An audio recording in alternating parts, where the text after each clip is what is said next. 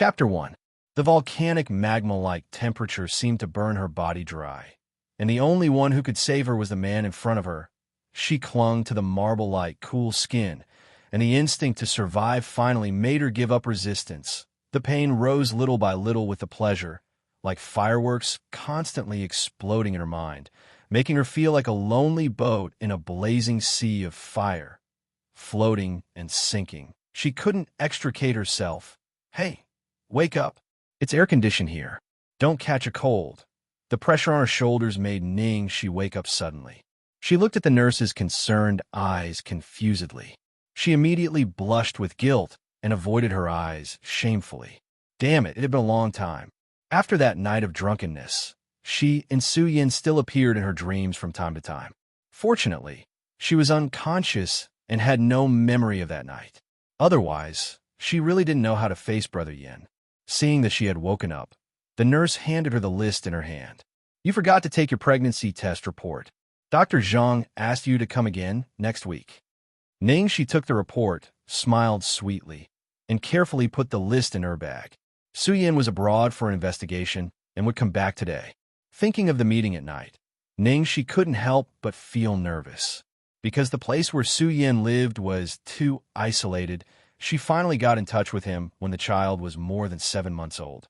Thinking of Xianxia's shock when he knew she was pregnant, she was a little nervous. Was it because she was particularly sensitive during pregnancy? She always felt that Xianxia was not as happy as she was. The doctor comforted her that when a man had his first child, it was difficult for him to change his mind for a while. But she couldn't take the initiative to ask for marriage, could she? Coming out of the hospital, the sun was blazing. She held her waist with difficulty and was about to flag a taxi. Suddenly, a dazzling red sports car rushed towards her. Xia's heart skipped a beat, and she took a few steps back. With a harsh sound of the accelerator, the red sports car brushed past her clothes and stopped abruptly. She was so scared that her heart almost stopped beating. She just stood still and saw Xianxia, who was wearing a tight red dress and had big curly hair, getting out of the car. "Xianxia Luo, are you crazy?" Xianxia looked at her and smiled meaningfully. She crossed her arms and walked like a cat. She stood in front of Xianxia and looked down at the big-bellied Xianxia with pride. "What? Are you afraid that I'll kill the bastard in your stomach?" Xianxia subconsciously covered her lower abdomen and took a step back. She looked at her warily and said, "Xianxia, don't go too far." Even though she knew that Xianxia had always been at odds with her, Xianxia did not expect her to say such vicious words. "I'm too much. You're the one who's going overboard.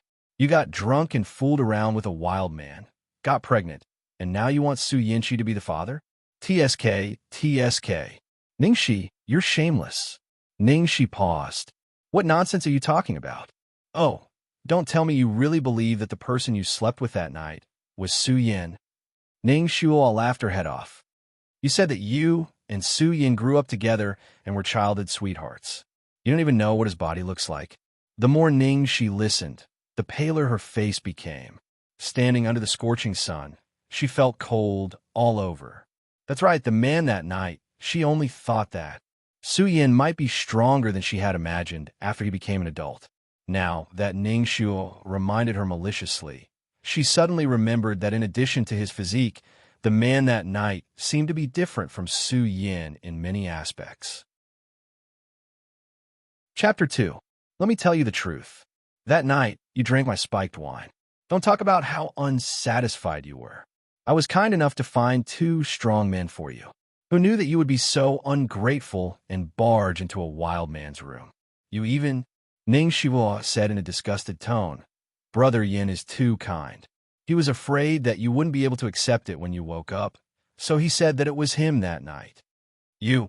Xianxia trembled with anger. Hearing this, she couldn't help but pinch Xianxia's wrist. "Why did you do this to me? Why? Haven't you done enough harm to me?" Xianxia frowned and was about to push Xianxia away. But when she saw Xianxia behind Xianxia, her voice immediately softened and she looked pitiful. "Sister, I know I was wrong. If you want to beat or scold me, just do it to me. Don't blame Brother Yin." Xianxia was stunned. The next second, she saw Ning Shuo suddenly fall to the ground. That posture, it seemed that she had pushed her. Ningxi, what are you doing? She heard a scolding voice behind her ear. Ningxi turned around in surprise and saw Su Yin with a cold face. Su Yin passed by and helped Ning Shuo up. Shuo, are you okay? Ning Shuo almost hung on Su Yin. Brother Yin, I didn't mean to do it. I really know I was wrong. Now it's all my fault, sister. Okay, I'm here. Su Yin patted Ning Shuo's shoulder and asked her to get in the car. I'll explain it to Ningxi. Ningxi's mind went blank. She watched Su Yin walking towards her and his mouth opening and closing. He talked for a long time. He talked about their childhood, his struggle in love with Ning Shuo, his anger when he found out that Ning Shuo had framed him, his shock and guilt when he found out that Ningxi was pregnant, and his acceptance of Ning Shuo's apology. Finally, he said, Ningxi, I'm sorry. I can't marry you. It's not because of what happened that night and this child. It's because I can't let Shuo down anymore, and I don't want to cheat my feelings anymore. In the past few months, he had gone abroad with Ning Shuo. After spending so much time with her, he couldn't bear to part with her. Even though he admitted that he had sex with Ningxi that night in order to redeem himself, he had already chosen Ning Shuo in his heart. Therefore, after learning that Ningxi was pregnant, he immediately went to the Ning family to explain everything to his parents and told Ningxi the truth. In other words, Su Yin, you knew from the beginning that Ning Shuo was the one who drugged me? Did you tell me it was you that night to protect her? Ningxi, who had finally found her voice, looked at the calm Su Yin in a daze. Ningxi, Shuo didn't do it on purpose. She's young and impulsive. What about me? Ningxi looked up at Su Yin, her face full of despair. Have you ever thought about me? Su Yin didn't say anything. After a long time, he reached out to pull Ningxi. The sun is strong here. Let's go home first. Don't touch me. Ningxi pushed Su Yin's hand away and suddenly laughed. Until now, Ningxi felt that she was living like a joke. In order to come to Su Yan City, she had to study so hard to get into B University. In order to please Su Yin, she gave up her dream of acting. In order to be a match for him, she abandoned her adoptive parents and returned to the Ning family. All day long, she clumsily tried to please these so-called celebrities. In the end, she only got one sentence. I can't let Shui Luo down. Ning Shuo not only took her identity, but also her biological parents. Now, she even took away her sweetheart. Ning Shuo was young. Could her mistakes be forgiven? Then, who would pay for her life? She didn't even know who the man that night was. Ning, she covered her face. Her body trembled like a sieve. She had reached the limit of despair. Su Yin saw Ning, she walking to the road in a trance, and threw away the cigarette between his fingers. When he was about to catch up with her, Ning Shuo pulled his sleeve and said, Brother Yin, where are you going? While Su Yin was hesitating, he heard a loud noise. Ning Shi, who was walking on the zebra crossing, was thrown out and fell heavily on the ground. Help! Help! I bumped into a pregnant woman. In the dazzling light, Ning Shi saw the swaying figures and the two disgusting faces. The tightness and pain in her stomach made her lose consciousness bit by bit. She only blinked once, and the blood on her forehead gushed in her eyes.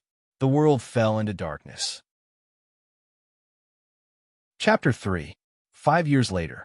In the deserted corridor on the top floor of Eaton Bar, Ningxi had been drinking with the investor all night and had a splitting headache. She was going to find a quiet place to sober up, but Changli followed her, so she had to brace herself. What's up, Sister Chang? Ningxi, let me ask you, did you sign up for the audition of the leading actress in the world? Yes, why? You're not allowed to go tomorrow. As her agent, Changli stopped her from auditioning for the role that was highly sought after by all the major entertainment companies. Ningxi was not surprised. She just raised her eyebrows and asked, why? How dare you ask me for the reason after making the decision behind my back? Don't you know that the company has arranged for Shui Luo to audition? It doesn't seem to conflict with the company's arrangement. Ningxi looked at her with a faint smile.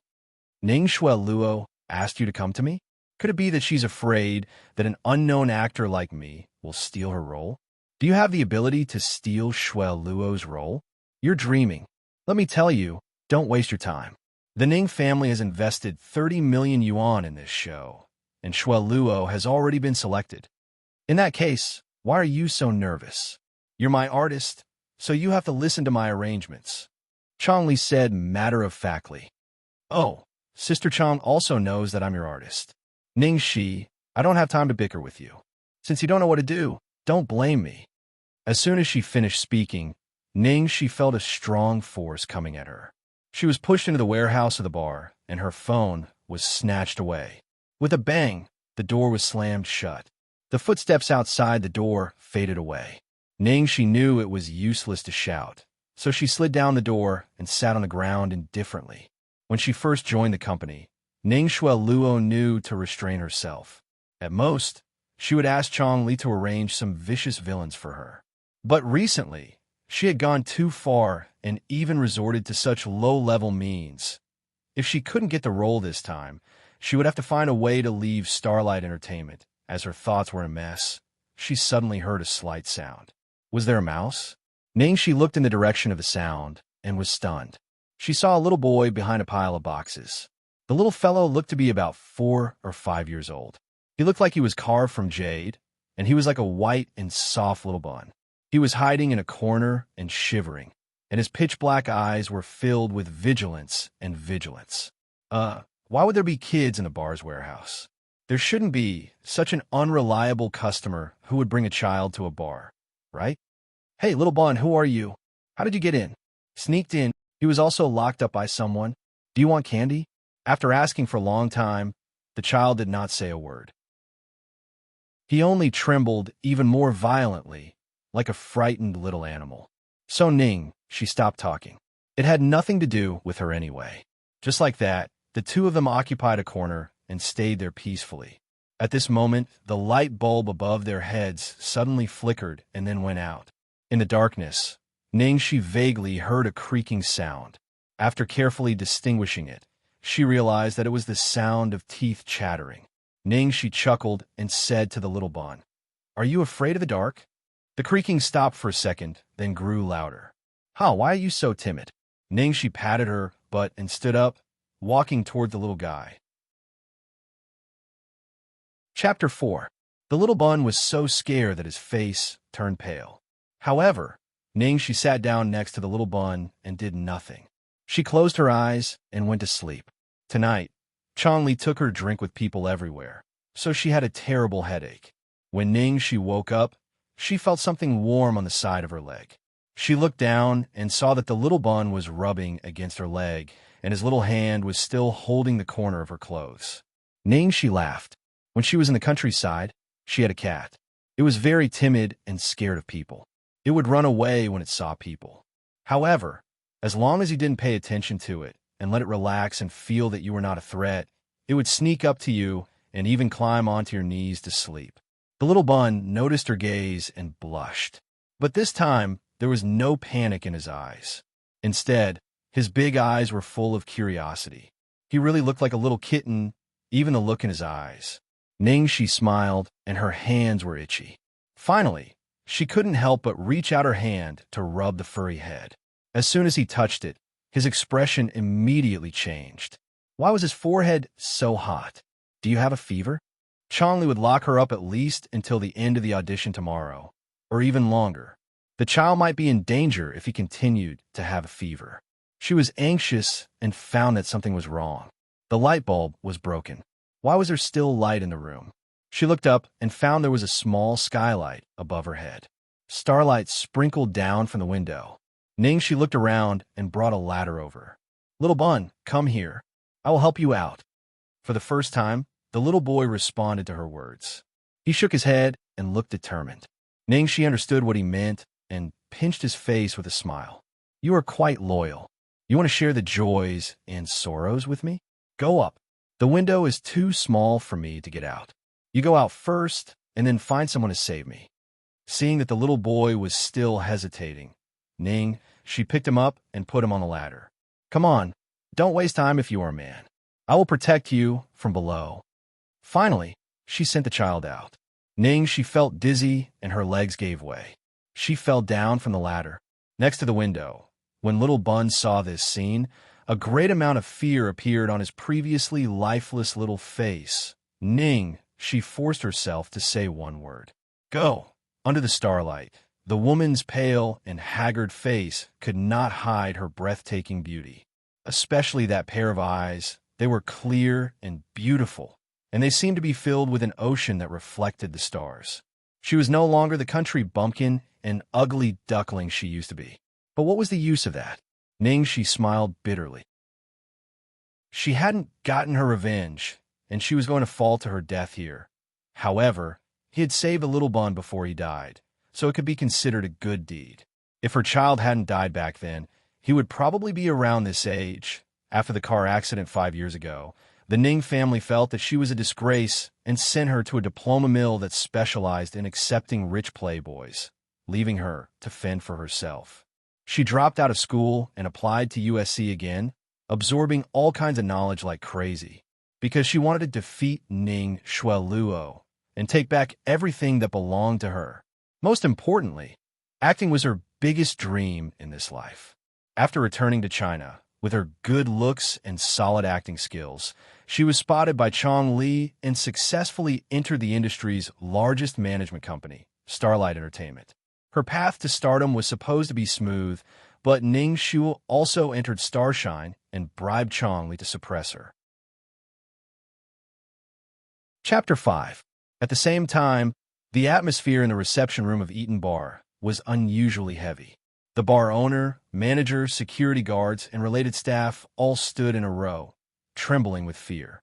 They all looked as if they were facing imminent disaster.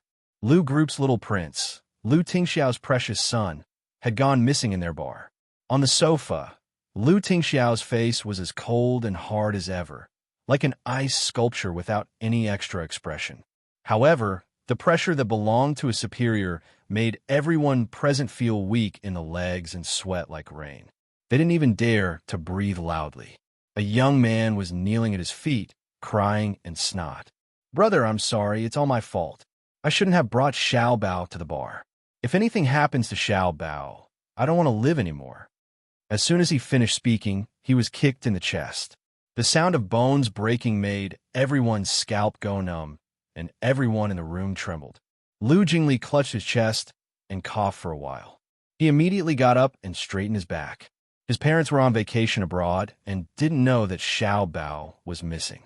If they knew, he would be skinned alive, and it wouldn't be as simple as being kicked by his brother. Lu Jingli's heart was in despair when someone suddenly knocked on the door of the reception room. The bar owner who was closest to the door opened it and was surprised to see no one there.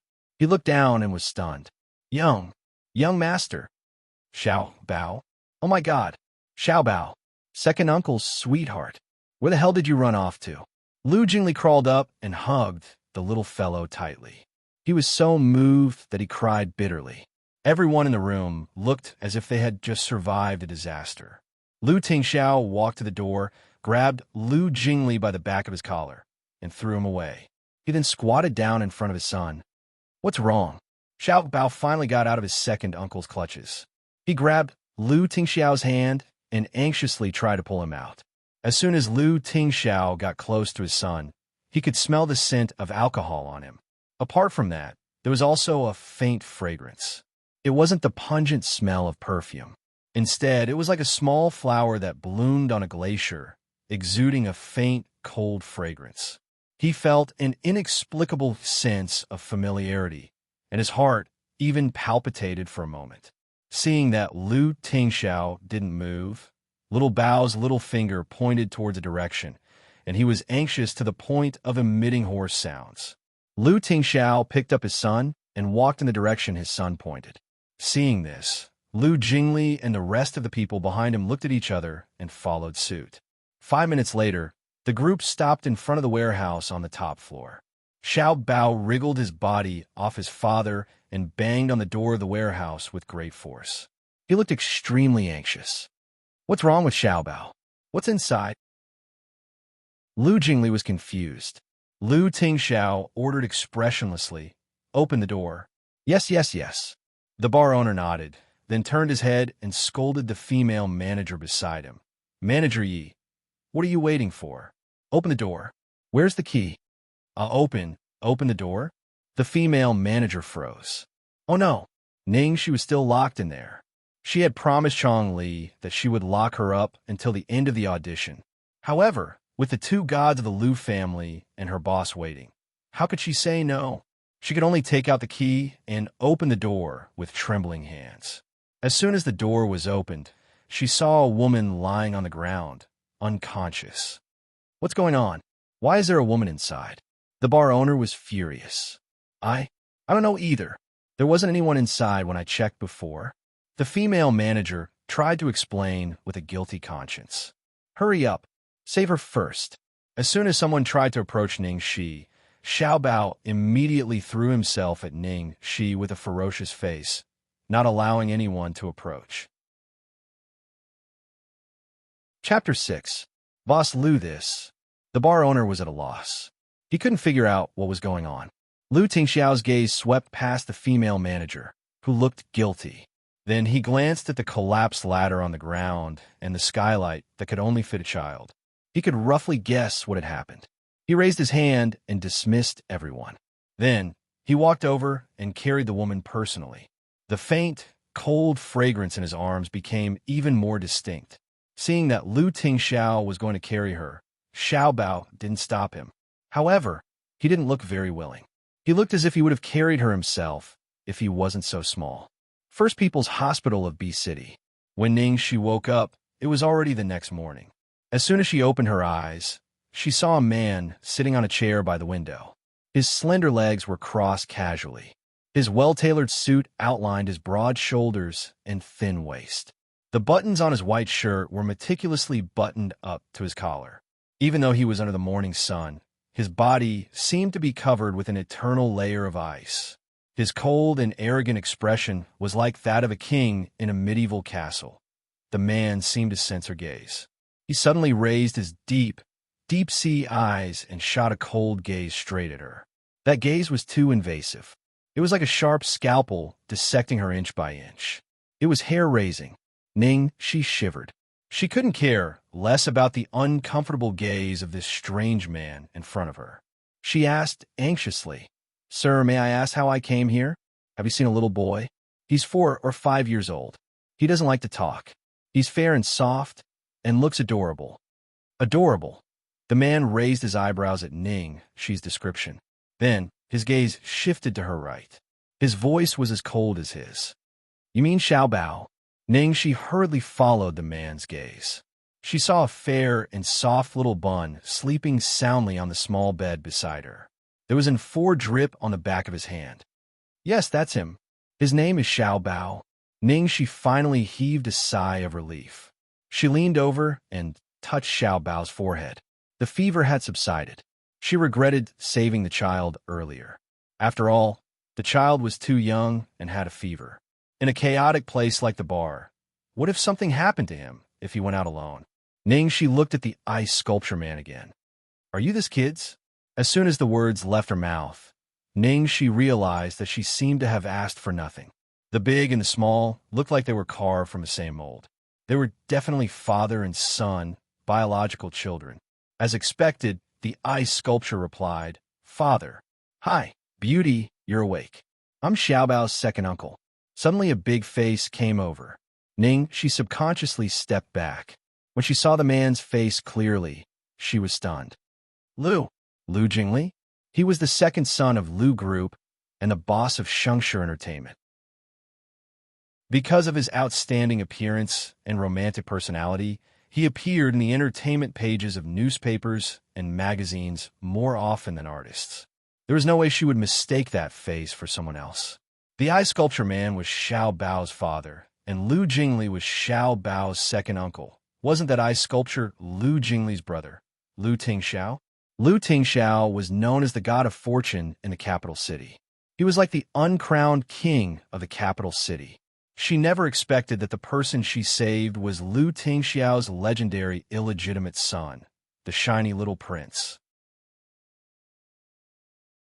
Chapter 7. Liu Tingxiao sized up the woman on the bed, as if trying to figure out if the look of surprise on her face was real. After a while, he finally believed that she didn't know about Xiaobao's identity, so he said coldly, "Your request." "Oh, what request?"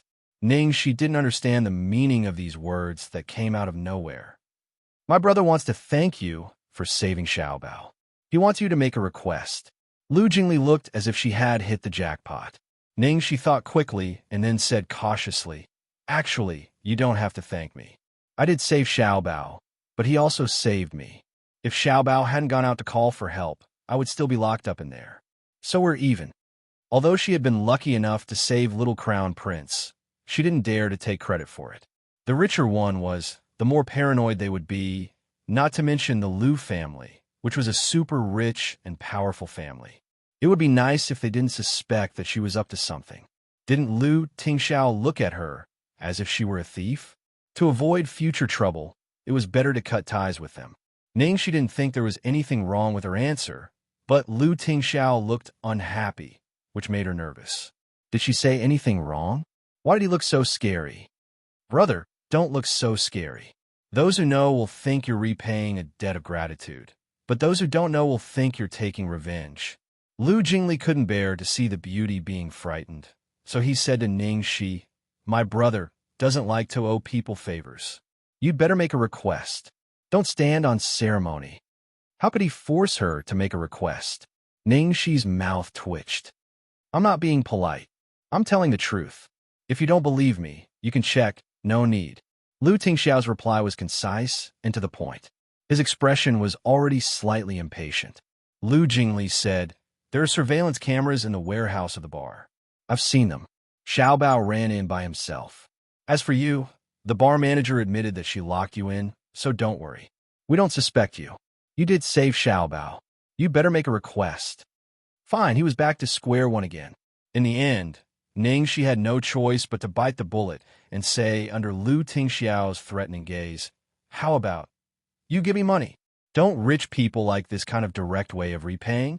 With Lu Tingxiao's personality, he would probably like to use money to solve his problems. If she didn't want money, people might think that she had other intentions. If she didn't want money, could it be that she wanted someone?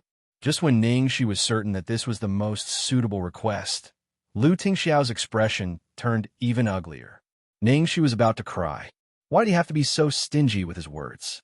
Couldn't he just say what he wanted to say? Could he die of exhaustion by saying a few words? Lu Jing touched his nose. "My brother thinks it's too insulting to pay." Ningxi roared in her heart.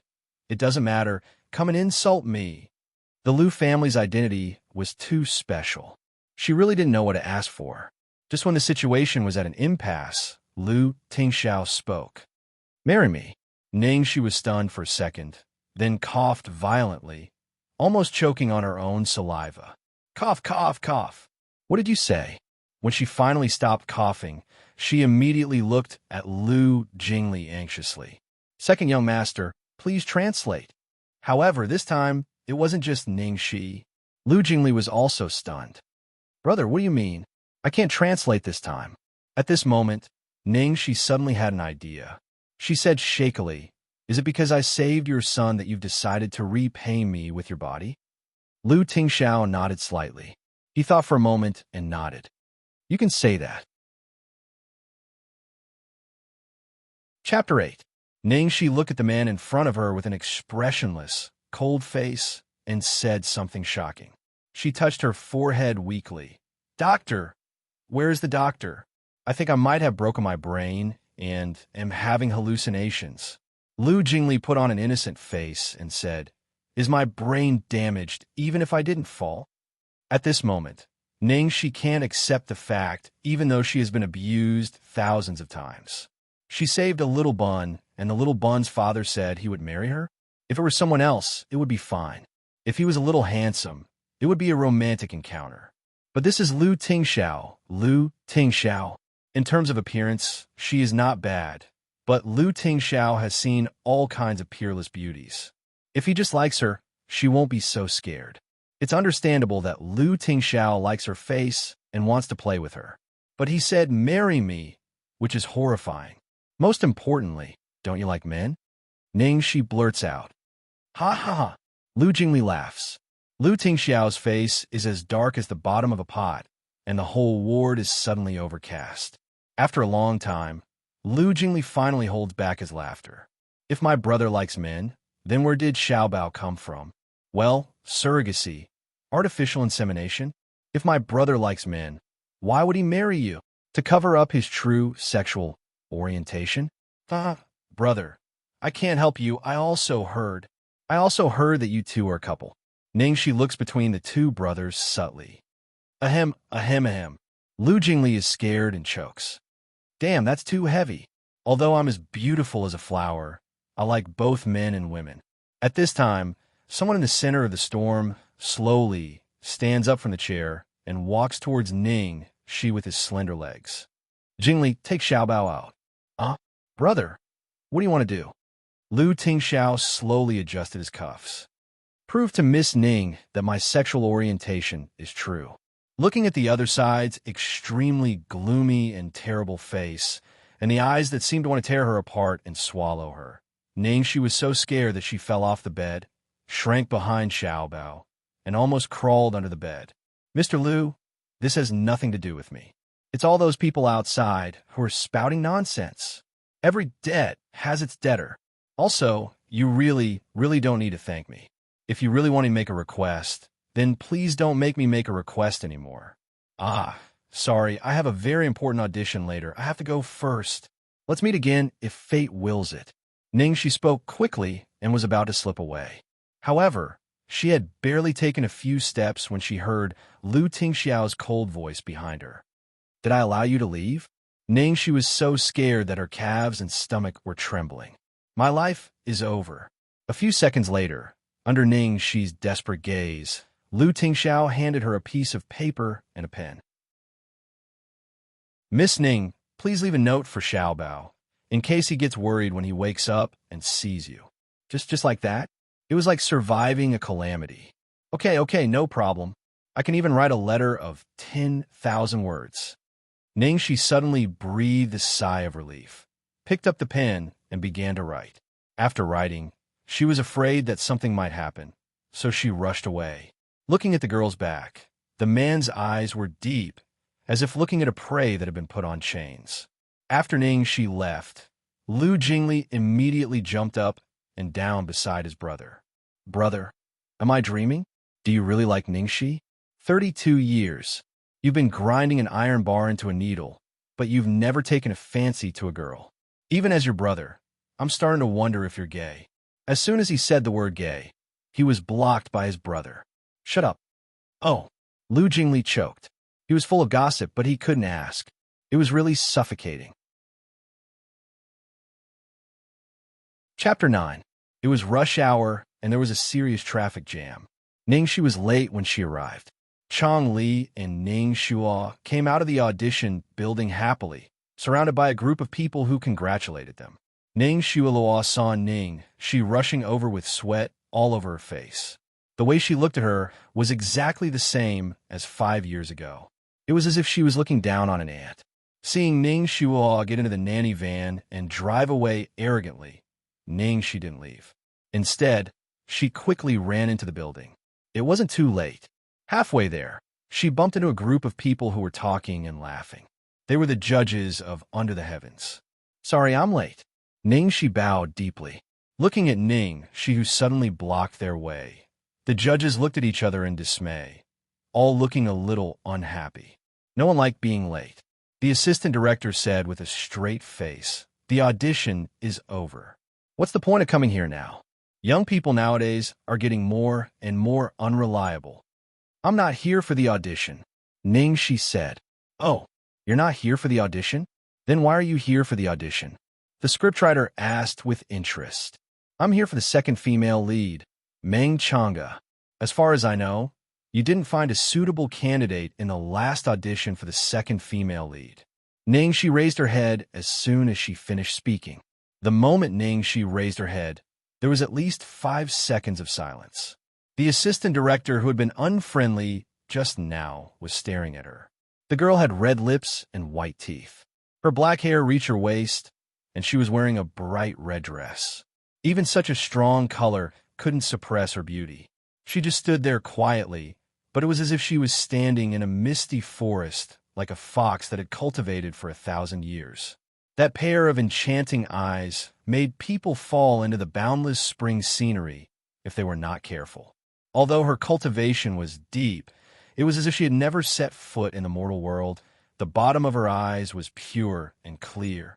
"What's your name?" It wasn't until director Guo Qixing spoke that the judges woke up. It was as if they had just had a charming dream. Ning Shi. Director Guo exchanged glances with the assistant director, scriptwriter, and producer and said, "I remember you. You're an artist from Xinghui, right? Go back and prepare. You'll be the second female lead. We'll inform you when the shooting starts." "Thank you, director. I will prepare well." Ningxi bowed to express her gratitude. From the very beginning, Ningxi's goal was to be the second female lead. For this role, she had pondered for 3 whole months, trying to understand Meng Changa's feelings and temperament, striving to be able to move the judges at a glance. Although there were many twists and turns, fortunately, she succeeded. After Ningxi left, director Guo sighed repeatedly. This is really like wearing out iron shoes in fruitless search, only to find it by chance.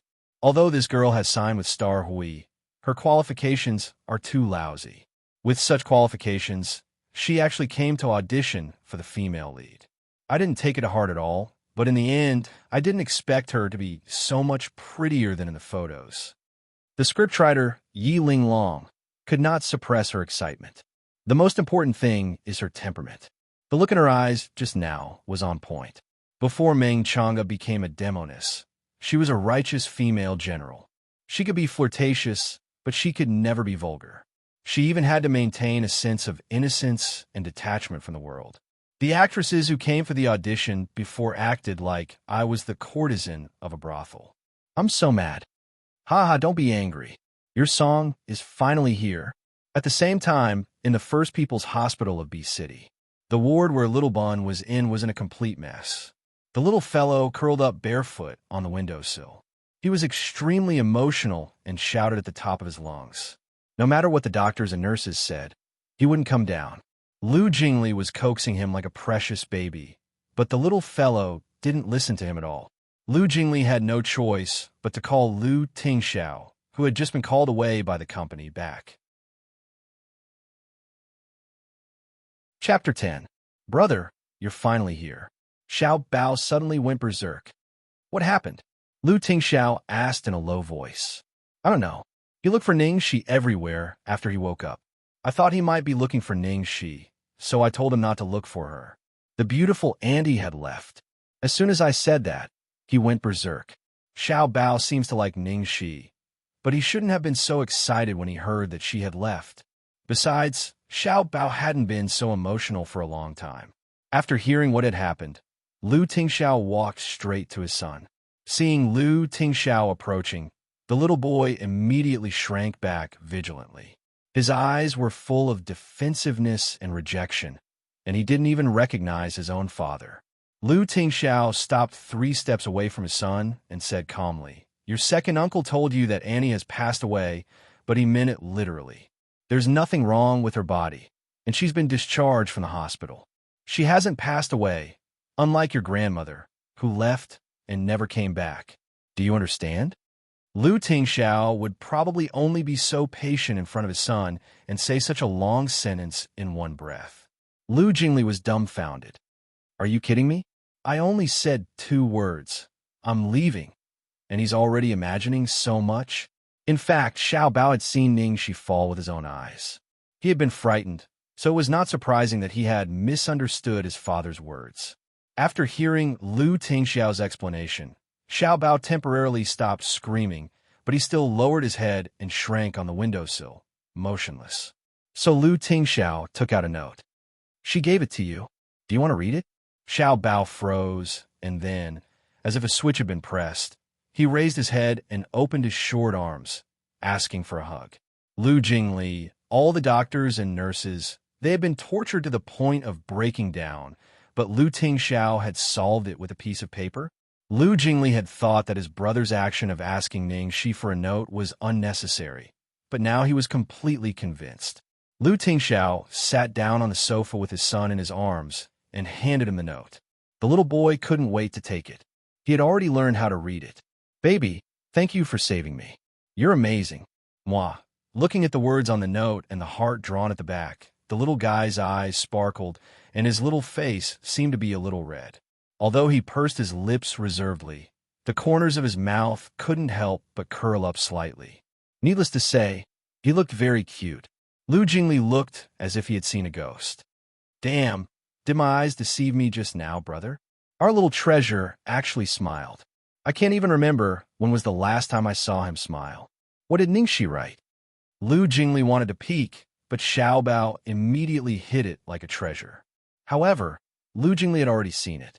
It was a rather ordinary message. How could make little treasure so happy? Ningxi was really not simple. Lu Tingxiao didn't say anything. He looked at his son with a gentle gaze. After Xiao Bao woke up, Lu Tingxiao directly took him home and pushed off all the work at the company to stay at home with him. At night, at Supreme Platinum Palace No. 8, the spacious living room was cold and cheerless. Two people, one big and one small, sat opposite each other across the dining table, each with a colder expression than the other. Lu Tingxiao said, "Let's eat." Xiao Bao turned a deaf ear. Lu Tingxiao said, "I'll say it for the last time." Xiao Bao didn't move at all. Lu Tingxiao said, "Do you think a childish threat like a hunger strike will work on me?" Xiao Bao was completely immersed in his own world like an old monk and didn't respond to the outside world. The father and son continued to face each other. An hour later, Lu Tingxiao called Lu Jingli. "Send me Ning Shi's address." Well, it turned out that a hunger strike was quite effective. Lu Jingli was very efficient. He immediately sent Ning Shi's specific address to his brother's cell phone, along with a lot of gossip. Of course, Lu Tingxiao directly ignored them. This time, Xiao Bao didn't need to say anything. Seeing his father pick up his coat and car keys, Xiao Bao immediately followed him. Lu Tingxiao looked down at his son at his feet and bent down to pick him up helplessly. "Just don't do it again." Chapter 11. Ningxi took a nap after coming back from the audition building. She then went to the supermarket to buy hot pot base, side dishes, and beer. She had won the first battle, so she decided to eat hot pot at home to celebrate. Eating hot pot alone was the highest form of loneliness. Fortunately, she had always been a loner and was used to it. Just as she was about to add the food into the pot, there was a knock on the door. Who would come at this time? Ningxi opened the door suspiciously and was stunned. Outside the door, Lu Tingxiao was wearing a suit and a black coat. He was holding a little bun in his arms, and the little bun was holding a colorful fruit basket. What kind of strange combination was this? "Mr. Lu," Ningxi swallowed her saliva. "Why are you here? It's so late. What's the matter?" "Visiting the patient." Lu Tingxiao's thin lips spat out two words. Visiting a patient? It was so late at night, and he brought the little bun with him? She had only fallen a little, and she was still alive and kicking. Mr. Lu, you are too polite. Please come in." "I'm sorry. The room is a little messy." She didn't have time to think. She was flattered and invited him in. She quickly tidied up the room, removed the junk from the sofa, and stuffed the messy clothes under the bed. "Take a seat. What would you like to drink? How about tea and milk?" While Ningxi was busy, she tried her best to guess Lu Tingxiao's intention. Unfortunately, Lu Tingxiao's cultivation was too profound, and she couldn't guess it no matter how hard she tried. "Sure." Lu Tingxiao nodded, as if he was answering a soldier reporting to him. Ningxi could only make a cup of tea for Lu Tingxiao and a glass of milk for the little bun. Lu Tingxiao sat on the sofa in the cramped living room, and the little bun sat next to him. The father and son not only looked alike, but also had the same expression. They were both expressionless. Neither spoke. Then there was an awkward silence. Ningxi sat opposite and wanted to cry. What the hell? What were these two doing here? At this moment, there was a bubbling sound from the pot, and the air was filled with a tempting, spicy smell. Ningxi wanted to break the silence and casually said, "Well, have you had dinner? I was preparing to make hot pot. Do you want to eat together?" Lu Tingxiao said, "Sure." Little Bun nodded. Ningxi, she was just being polite. Why did the two of you agree so readily? A big CEO and a young master. What kind of delicacies had they not eaten before? Why would they come to eat a shabby family hot pot with a commoner like her? Even Ning, she herself, felt that she couldn't take it out. However, he had already said what he wanted to say, so he could only bite the bullet and invite them to the table. Then, he ordered 2 more sets of bowls and chopsticks. The seasoning I bought is quite spicy. Can you eat spicy food? Ning, she asked worriedly. Lu Tingxiao, sure. Lil Bun nodded. All right. Ning, she brought over the wash side dishes. Lu Tingxiao didn't eat much. Most of the time, he was cooking for them. Little Bun, on the other hand, liked spicy food, just like her. It was so spicy that she stuck out her tongue. In the end, even Ning, she was a little worried. Is it not good for children to eat too much spicy food? If anything were to happen to this little prince while he was here, she wouldn't be able to bear the responsibility. I'm not that weak. Lu Tingxiao didn't think much of it. So Ning, she didn't say anything more. How was the audition? Lu Tingxiao, who had been silent all this while, suddenly spoke. Ning, she was stunned for a moment before she reacted. She replied, It went well, so I made hot pot today as a celebration. Lu Tingxiao raised his glass. Congratulations. He didn't expect that the first congratulation he received would come from Lu Tingxiao. Chapter 12. Ning, she clinked the beer in her hand with his and smiled from the bottom of her heart. Thank you. The moment the girl smiled, Lu Tingxiao's mind swayed unnoticeably. Ning, she looked at Xiaobao and said, I have to thank Xiaobao this time. If it weren't for him, I wouldn't have been able to make it to the audition in time. Come, baby, let me toast you. Xiaobao looked at his milk and then at Ning Shi and his father's beer. He seemed a little reluctant, but in the end he clinked his glass with Ning Shi and gulped down the rest. Ning Shi was tickled by his serious look and couldn't help but laugh. Did he even know what it meant to be deeply in love? Halfway through, Lu Tingxiao went to the balcony to answer a call. Ning Shi immediately went over to Xiaobao and handed him her beer. Haha, are you curious about the taste? Quick, quick, quick, while your dad isn't here, have a sip. But only a sip. Xiaobao's eyes were as bright as the stars in the sky. He lowered his head and carefully took a sip. Although it didn't taste good at all, he felt very happy. When Lu Tingxiao came back from a call, Ning Shi immediately sat up straight and pretended that nothing had happened. Xiaobao was more professional. He drank the milk slowly and didn't seem to be out of place. Lu Tingxiao didn't seem to notice. He sat down as usual, but a trace of warmth quickly disappeared from the bottom of his eyes. The 3 of them weren't bad. She had bought a lot of food and finished them all. Ning, she saw that it was getting late and was wondering if they should go back. Suddenly, a flash of lightning flashed across the sky, followed by the rumbling of thunder. A strong wind started blowing outside the window. I saw the weather forecast that there would be a storm tonight and a typhoon. Ning, she looked at the pouring rain outside the window with a headache. Xiaobao looked at Ning Shi and Lu Tingxiao looked at Ning Shi. In the end, Ning Shi could only say, It's so late and the weather isn't good. Mr. Lu, it might be dangerous for you to rush back with Xiaobao. How about you stay at my place for the night? Out of politeness, she thought that Lu Tingxiao definitely wouldn't agree. In the end, Lu Tingxiao said, okay. Xiaobao nodded. Damn, why did he agree? Lu Tingxiao was too easy to talk to. Why did she have an illusion that they were looking forward to her saying this? He was going crazy. In the end, Lu Tingxiao and Xiaobao stayed behind. The dormitory that the company arranged for her wasn't big. It only had 1 bedroom and 1 living room. Sleeping at night was really a problem. I'll sleep in the living room tonight. Mr. Lu, can you and Xiaobao sleep in my room? I'll go change the sheets. No need. I'll sleep in the living room. You and Xiaobao can sleep in the bedroom. Lu Tingxiao's tone left no room for refusal. Ning, she felt guilty. Not only did she treat President Lu to a cheap hot pot, but she also asked him to sleep in the living room. If there was only Lu Tingxiao tonight, she wouldn't let him stay even if it was hailing, especially when Lu Tingxiao said those words during the day. But she had no choice. There was still a little bond. It was indeed too dangerous for him to rush back with a child in this weather.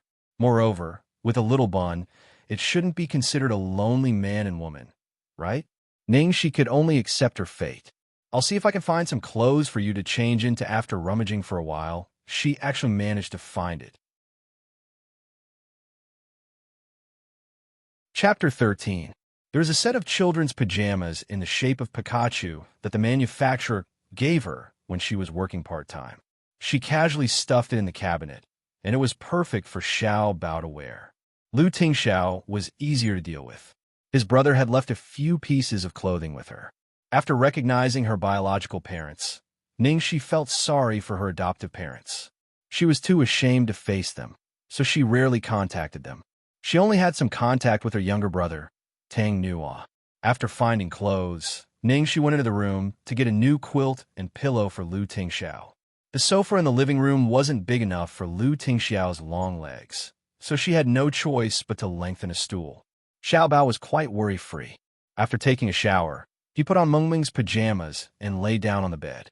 After taking a shower, Ningxi changed into a more conservative two-piece pajamas. After making sure that she didn't wear anything inappropriate, she walked out. Then, "Mr. Lu, I'm going to bed now. Call me if you need anything." "Yes." Looking at Ningxi, who had just finished bathing, Lu Tingxiao's eyes lost focus for a moment, and then the darkness in his eyes was overwhelming. The girl's hair was tied into a bun, and she was wearing the most ordinary two-piece pajamas. She didn't have any makeup on her face, and her jade-like skin had a natural blush from the steam. It could be seen that Ningxi had deliberately avoided arousing suspicion. There was nothing wrong with her image. However, Lu Tingxiao's current feelings were somewhat indescribable because he discovered that a certain part of his lower body was actually showing signs of lifting up. After Ningxi entered the bedroom, she suddenly saw that there was a cute little thing on her bed. Her mood was very strange. Ever since last night, many things had developed beyond her expectations. "Hurry up and sleep." She lay down beside Little Bun and turned off the main light, leaving only the bedside lamp on. Little Baozi blinked his eyes, showing no signs of sleeping. Ningxi had a headache again. It seemed like children needed to be told stories to sleep. She shrugged helplessly. "I don't know how to tell stories. How about I sing a song for you?" Little Bun nodded with an expectant expression. So Ningxi gently patted Little Bun's back and sang softly, "Half cold, half warm autumn pressed to your side." Quietly watching the dancing streamers, the red leaves in the wind, to make one's heart flutter, half drunk and half sober. Hold back your laughter for 1,000 times. Just let me drift like snow in the clouds. Kiss a face lightly with ice, bring forth wave after wave of lingering. How much love left in the world. Welcome the 1,000 transformations of floating life. Ningxi was stuck at this point because the next line was doing happy things with a lover. Damn it. These lyrics don't seem to be suitable for children. Let's change to another song. Ahem. Annie can't sing the rest of the song. Annie will change it for you. Little Bun obediently nodded in agreement. Ningxi racked her brains and changed to a safer nursery rhyme. There's a little frog in a happy pond. When it dances, it's like it's possessed by a prince. No frog can be more beautiful than its cool eyes. One day, it'll be awakened by the princess. I believe that miracles are waiting for me. I'm confident that you'll accompany me when I grow up. After singing Little Jumping Frog 3 times, he finally heard the sound of sweet breathing. Taking care of children is really not easy. Suddenly, she admired Lu Tingxiao for being a single father. Who was Little Baozi's mother? Why wasn't she with Lu Tingxiao after giving birth to Little Baozi? Was it because of his low status that the Lu family refused to accept him? Or did he have some unknown entanglement with Lu Tingxiao? Ningxi gradually fell asleep as she let her imagination run wild. In the middle of the night, Ningxi was woken up by a muffled sound from the living room. Chapter 14. Xiao Bao was sleeping soundly. She quietly got out of bed to see what was going on. She pushed open the bedroom door and saw Lu Tingxiao pouring water. He was holding his stomach with one hand, and his face looked very pale. Ningxi hurried over. "Mr. Lu, are you okay?" "I'm fine." Do you have a stomachache?" Lu Tingxiao didn't say anything. Ningxi knew she had guessed right. So Lu Tingxiao couldn't eat spicy food. Why did he eat it? Wait, I'll get you some medicine. Luckily, she had the usual medicine at home. Ning, she hurriedly fetched the medicine for the stomach. Take both. Thank you. Lu Tingxiao took the medicine from her palm. His cold fingertips brushed against her skin. It felt like he was brushing against her heart, making her feel numb. It was a stormy night, and such a beauty was right in front of her. It was too easy to go wrong. Ning, she recited the pie for a long time before she calmed down. Seeing Lu Tingxiao take the medicine, she couldn't leave immediately, so she stayed with him for a while. Are you feeling better? Do you need to go to the hospital? Sorry, I didn't know you couldn't eat spicy food. She had been worried about Xiao Bao, but Xiao Bao was fine. Lu Tingxiao was in trouble. What was going on? It's nothing to do with you. It's just an old problem. They were silent for a while. Lu Tingxiao suddenly said, I'm sorry to disturb you tonight because Xiao Bao wants to see you.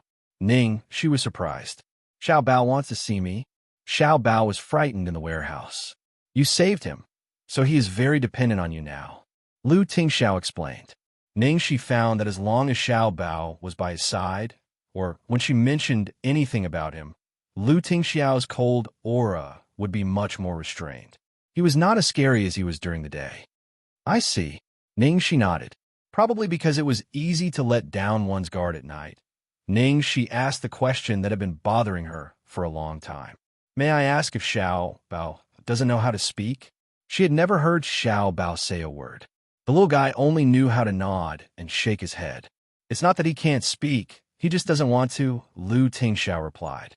So, it's because of his psychology? Ning, she frowned. Xiao Bao is slightly autistic. Lu Tingxiao didn't hide it. I see. It was about the same as what she had guessed.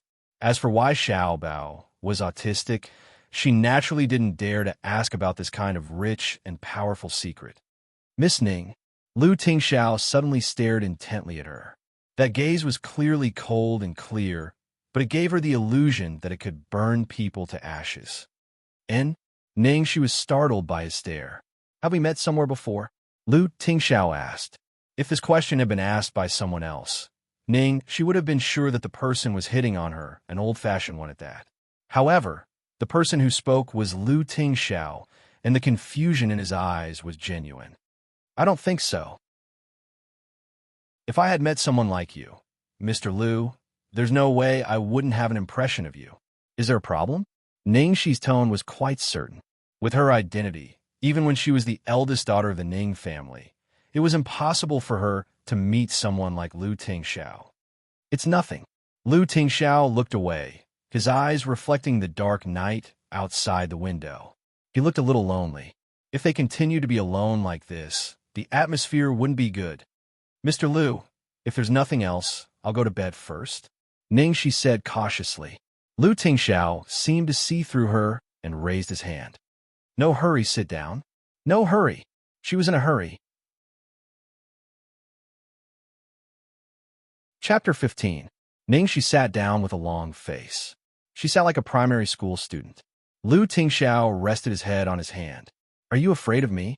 Lu Tingxiao was more sinister and dangerous in the middle of the night than he was in the day. Ning Shi shook her head like a rattle and then nodded. There should be no one in the capital who isn't afraid of you, right? Lu Tingxiao twirled the cup with his slender fingers and said, just because everyone else is afraid of me, you're afraid to? Then, other women want to marry me. Why don't you want to? Ning, she almost fell off the chair in fright at this question. She had thought she had dodged a bullet during the day, but she was too naive. How was she going to answer this damn question? Ning, she raised her hand shakily. Before I answer this question, can I ask a question? Lu Tingxiao nodded. Sure. Why me? Is it because Xiao Bao is very dependent on me? I think it's just temporary. It'll be fine when he's emotionally stable. Even if he continues to be like this, you don't have to suffer like this. Ning, she tried to persuade him as if she were a young girl who had lost her footing. Lu Tingxiao put down the cup in his hand and looked up at her. Miss Ning, I thought I made it very clear from the beginning. If you still don't understand, I don't mind saying it again. Because you saved Xiao Bao, I've decided to repay you with my body. It's this reason that I can't accept it, okay? Ningxi roared in her heart. Ningxi felt that she couldn't get through to him on this issue anymore. She could only say apologetically, "Mr. Liu, thank you very much for your kindness.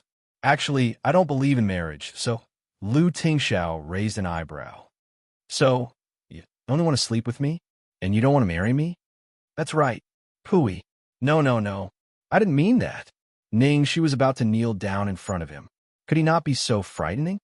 "It's a pity that I only accept sexual relationships based on marriage. Who would believe that?" She couldn't help muttering.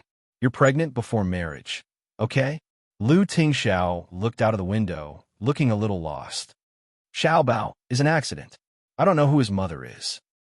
"Why did that sound so lousy? Do you mind that I have a son?" Lu Tingxiao suddenly asked. Impossible. Just as Lu Tingxiao had said, all the women in the capital wanted to be Xiaobao's stepmother. She didn't have the right to mind. Then why? It seemed that Lu Tingxiao would not let her go until he got to the bottom of this. She touched her forehead helplessly, took a deep breath, and said, "Mr. Liu, marriage is not a child's play. Whether it's for repayment or for other reasons, we just met. Do you know me? Do you know about my past? I want to marry the current you. Your past has nothing to do with me." Lu Tingxiao's answer was indeed domineering. Ningxi's face gradually turned cold. "But for me, the past is also a part of me. I can't separate my past and marry you. Mr. Liu, people who walk different paths can't make plans together. I sincerely suggest that you take back that absurd idea." What followed was a cold silence. Just when Ningxi thought that the other party would fly into a rage after being rejected again, Ningxi's expression changed. Lu Tingxiao said calmly, "I understand." Ningxi finally relaxed. "Then I'm going to bed. Good night." "Good night." The man looked at her frail back, his gaze as deep as the sea. What didn't change was the temperature at the bottom of the sea. Chapter 16. The next morning, Ningxi was woken up by the man's deep voice in the living room. Hearing the footsteps behind him, Lu Tingxiao put down his phone and said gently, "Did I wake you up?" Ningxi stared at the man in front of her, her eyes wide open. Lu Tingxiao wasn't wearing a shirt, and the first thing she saw when he pushed open the door was the color of skin. She touched her nose. Fortunately, she hadn't embarrassed herself. Lu Tingxiao didn't seem to notice her expression. He calmly picked up his shirt from the sofa and put it on. As he buttoned it, he said, "I have something urgent to attend to at the company. Please wake Xiaobao up." "Oh, okay." Ningxi nodded and went to wake Xiaobao up. In the end, before she could call for help, she turned around and saw a soft and adorable Pikachu standing at the bedroom door. It was staring unblinkingly at its biological father, Lu Tingxiao, with a very displeased expression. "Xiaobao, go change your clothes." Lu Tingxiao put on his coat and ordered his son. The only response he got was a bang, and the bedroom door was slammed shut. Ruthlessly, Lu Tingxiao went to open the door, but it was locked from the inside. He looked at Ningxi. "Do you have the key?" She shook her head awkwardly. "Yes, but the key is in the room." Lu Tingxiao pinched his forehead and said coldly, "Lu Qingyu, I'll give you 3 minutes. If you don't come out by then, don't even think about coming here again." 3 minutes passed, and there was no sound inside. "Lu Qingyu, come out. If I force you out, I won't be so nice to you."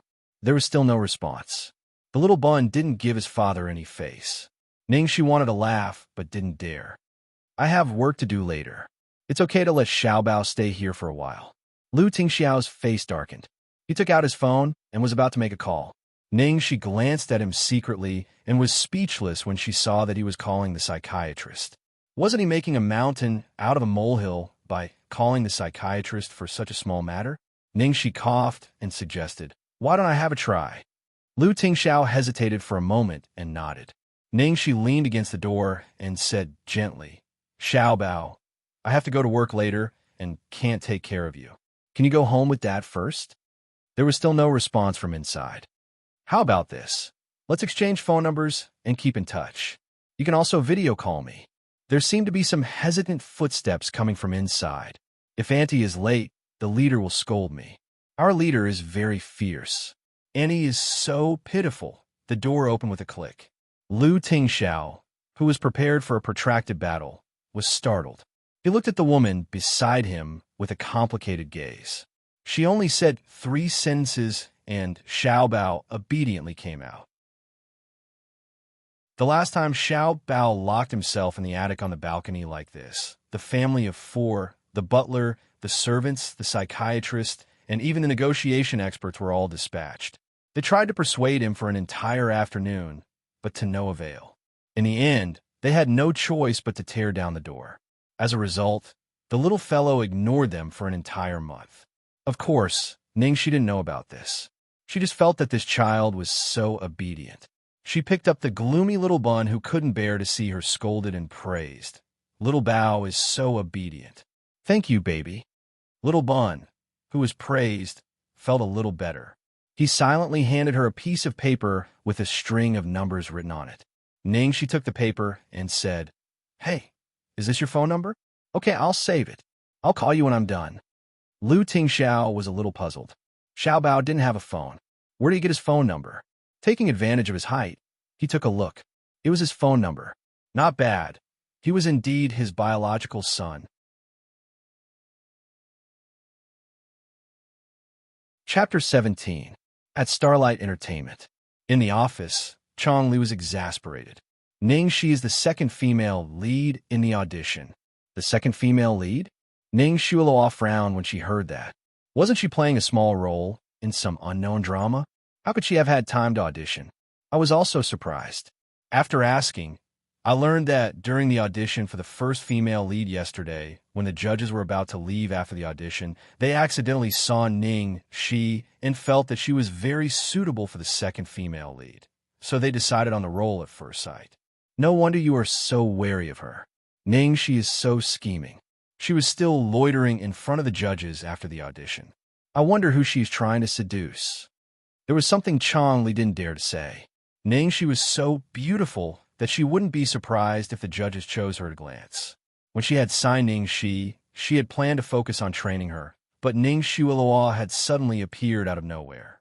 One was a powerless newcomer, while the other was a popular actress with a powerful family background. Everyone knew how to choose. In the entertainment industry, being beautiful was not the only thing that mattered. Ningxi Luo looked gloomy. Although she is not the first female lead, this film is a big production. It was obvious that she didn't want Ningxi to get the role. Chongli was a bit embarrassed. I'm afraid it will be a bit troublesome this time. After all, the company has invested a lot of money in this film. The boss was very happy to know that the first female lead and the second female lead have been chosen by our company. It would be good if our company could have someone more suitable than Ningxi to replace her, but the last audition was a complete failure, so there is no reason to replace Ningxi.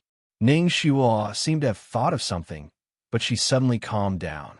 She stroked her exquisitely trimmed nails and sneered. Forget it. Since she's in a hurry to act as a vixen, let her be.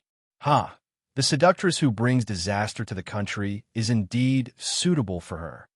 Ningxi soon received a call from Chongli, who informed her that the second female lead in the world had been confirmed and that she should prepare for it. In the world, the first female lead helped the male lead ascend the throne with all kinds of wisdom and bravery, while the second female lead was despised by all kinds of sinister and cunning tricks. In the end, she was forced to jump off a cliff by the first female lead.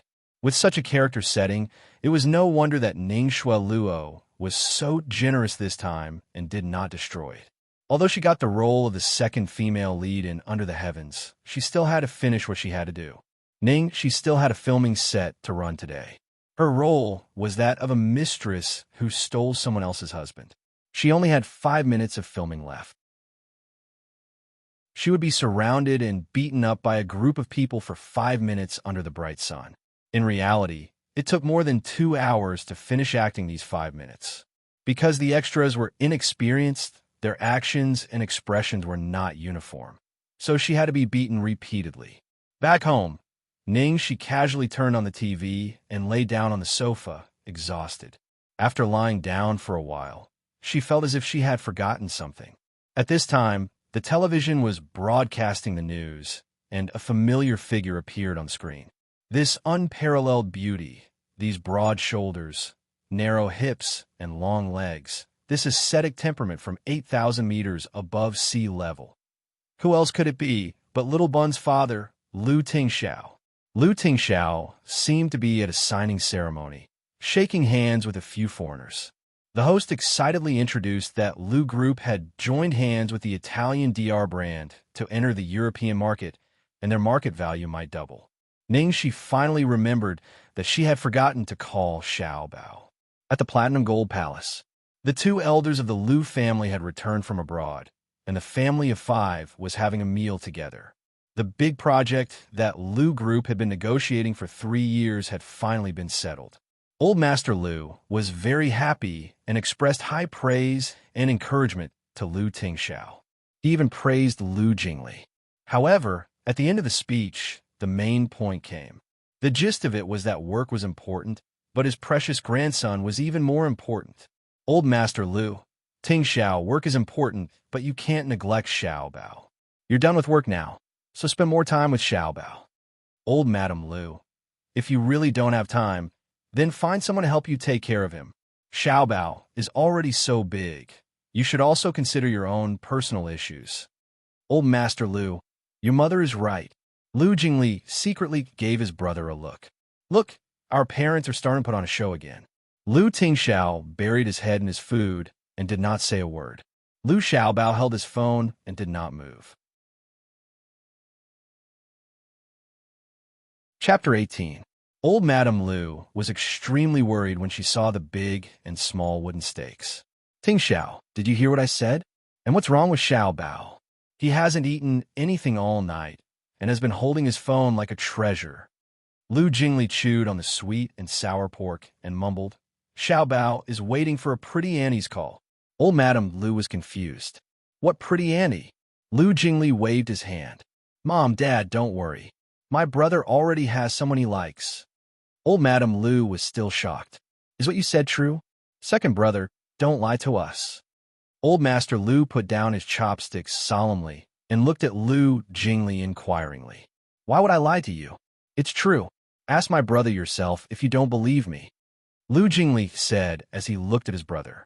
Tingxiao, is what Jingli said true? Old Master Lu asked in a low voice. Tingxiao, say something.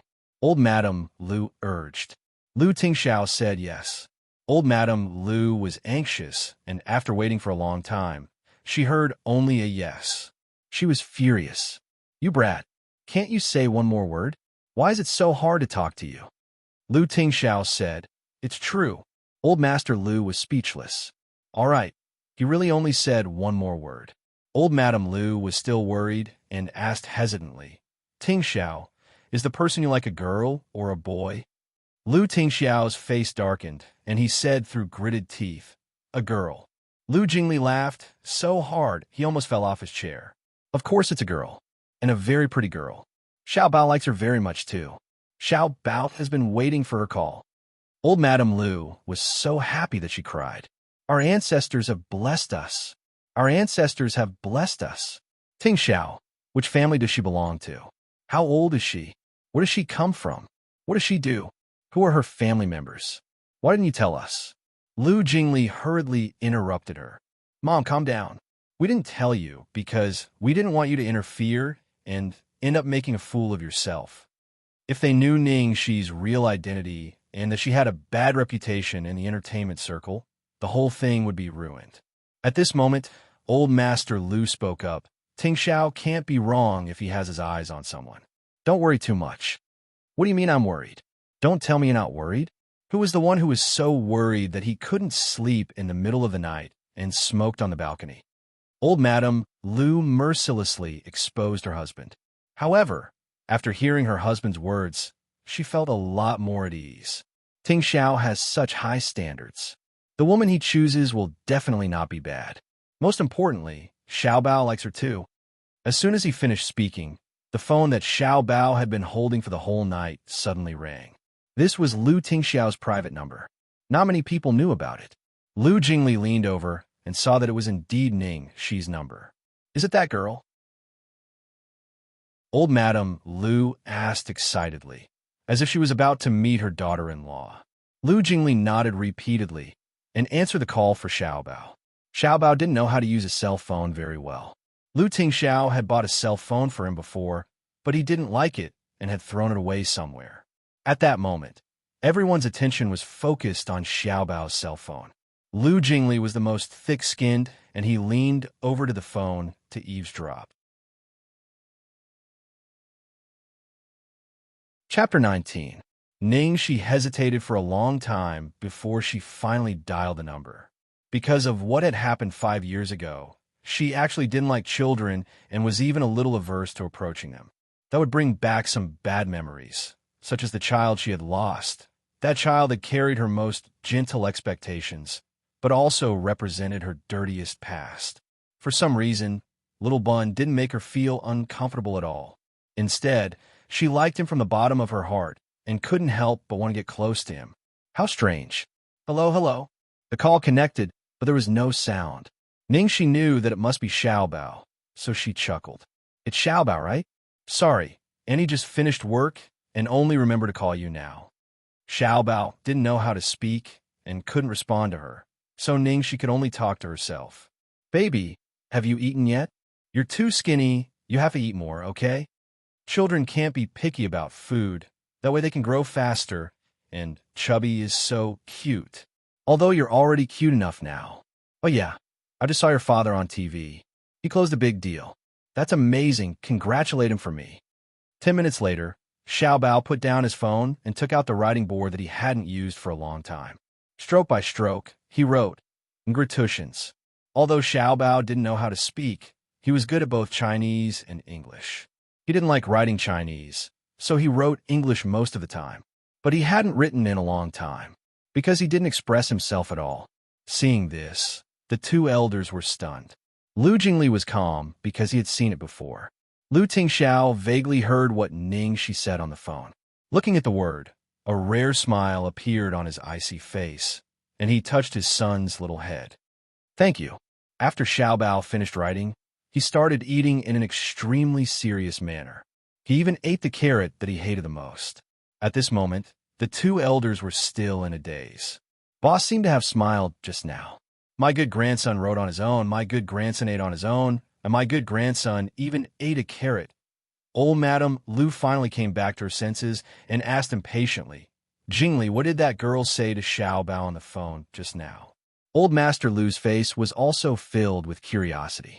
Lu Jingli, who was surrounded by his parents, said slowly, nothing much. She just told Xiaobao to eat more and not be picky.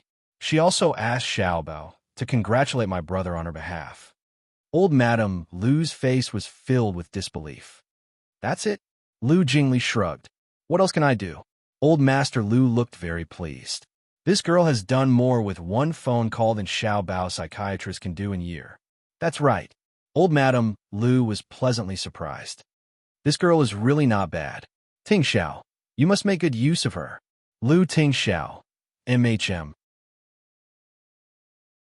Old Madame Lu looked at her eldest son in disdain and turned to her youngest son.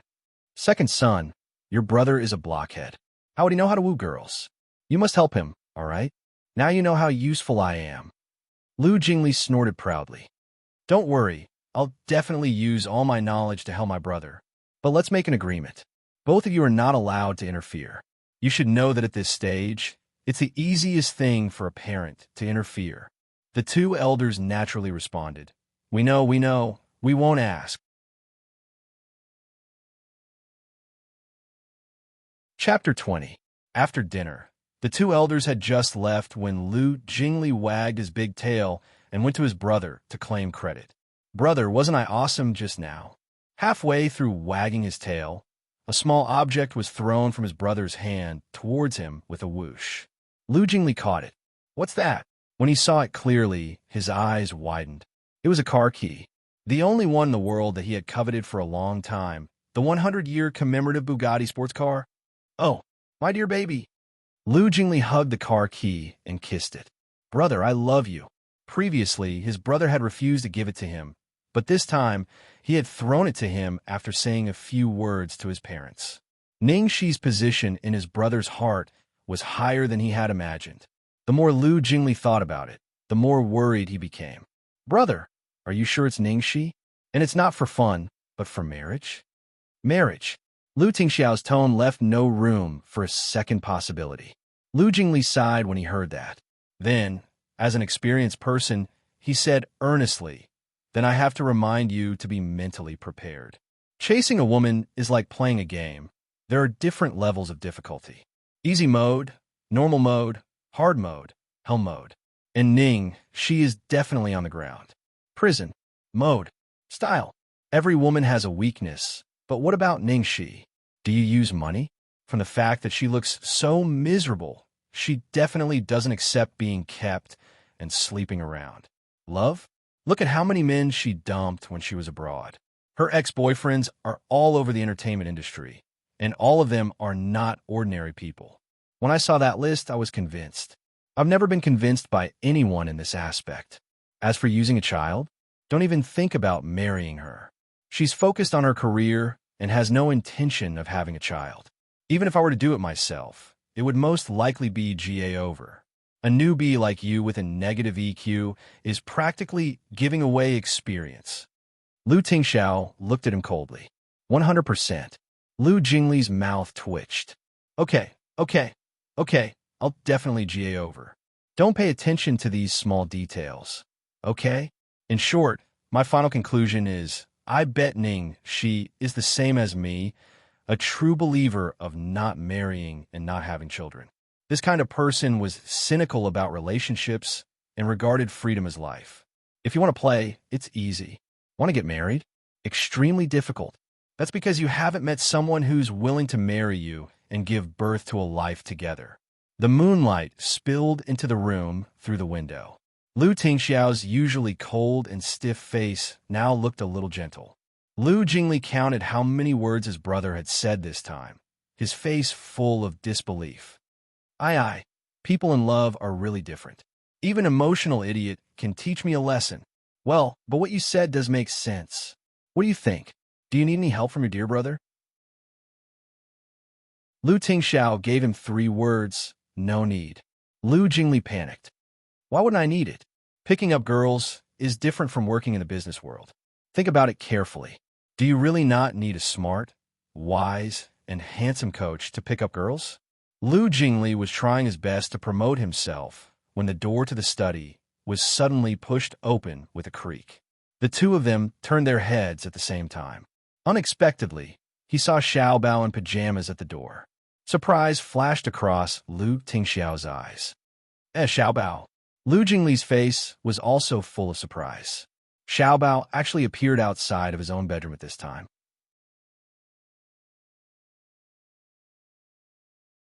Chapter 21. One had to know that Xiao Bao was extremely fond of silence. Usually, he would hide in his room alone after he finished eating. The servants in the house had to return to their rooms after they were done with their work. They were not allowed to make a single sound. Otherwise, Xiao Bao would become extremely agitated and even lose control if he was slightly disturbed. Old Madam Lu just felt sorry for Xiao Bao and went into his room a few times to bring him food, but Xiao Bao locked himself in the attic. Because of this, Old Madam Lu didn't dare to move in with them, even though they loved Xiao Bao so much. But now, Xiao Bao actually came out of his own accord. Not only that, Xiao Bao ran straight to Lu Tingxiao and hugged his leg. Lu Jingli burst into laughter. "What are you doing, Xiao Bao? Hugging his leg?" Lu Tingxiao looked down at his son and knew what he wanted to do at a glance. He refused without hesitation. "No, you already went there last night." So Xiao Bao's eyes fell on his mobile phone. "You already called me once during dinner." Lu Tingxiao refused again. Lu Jingli, who was at the side, understood. So the little fellow missed Ningxi. Xiao Bao saw that his papa couldn't be persuaded, so he ran over to Lu Jingli and used the same trick again, hugging his leg. Lu Jingli was flattered. No, baby, don't do this. You know your second uncle can't stand you acting cute." Although the little baby was usually dull, once he needed someone's help, his expression and demeanor would be so adorable that you would want to die. Well, he raised his small head and looked at you with those big eyes that were as beautiful as the stars. You simply wanted to pluck the stars from the sky for him. The only one in the family who could resist this trick was Lu Tingxiao. Lu Jingli spread out his hands helplessly. Xiao Bao, it's useless to act cute. I can't beat your father. As soon as he finished speaking, Xiao Bao immediately let go of Lu Jingli. He was very decisive, seeing the little boy's expression as if he had been separated by his heartless parents. Lu Jingli leaned against the wall and laughed. Hey Xiao Bao, you don't have to be so anxious. There's a saying that if two people love each other for a long time, they won't stay together day and night. When your father marries Aunt Xiaoxi, you'll see her every day. Persuasion failed. The little guy ran out of the door. Lu Jingli shrugged. What should we do? He ate a lot tonight, Lu Tingxiao said. In other words, he wouldn't be able to use the hunger strike for the time being. Lu Jingli calmed down after hearing his brother's words. However, they had still underestimated Xiao Bao. He was just a kid, so he didn't need any strategy. All he needed was to make a scene. As soon as he finished speaking, a loud bang came from the living room downstairs. Lu Jingli and his brother looked at each other, and the two of them quickly ran downstairs. In just a short while, the living room downstairs was already in a mess. In the corner, the antique vase that was as tall as a person had fallen to the ground and shattered into pieces. Everything that could be pushed over or broken was not spared. Lu Qingyu. Usually, Lu Tingxiao would only call out Xiao Bao's full name when he was really angry. Even Lu Jingli couldn't stand it, let alone Xiao Bao. Xiao Bao trembled with fear at his father's terrible face, but he became even more emotional. He screamed at the top of his lungs and ran around to destroy things. Lu Jingli hurriedly chased after him, but he didn't dare to run too fast. There were so many pieces on the ground, and if he accidentally fell on them, the consequences would be disastrous.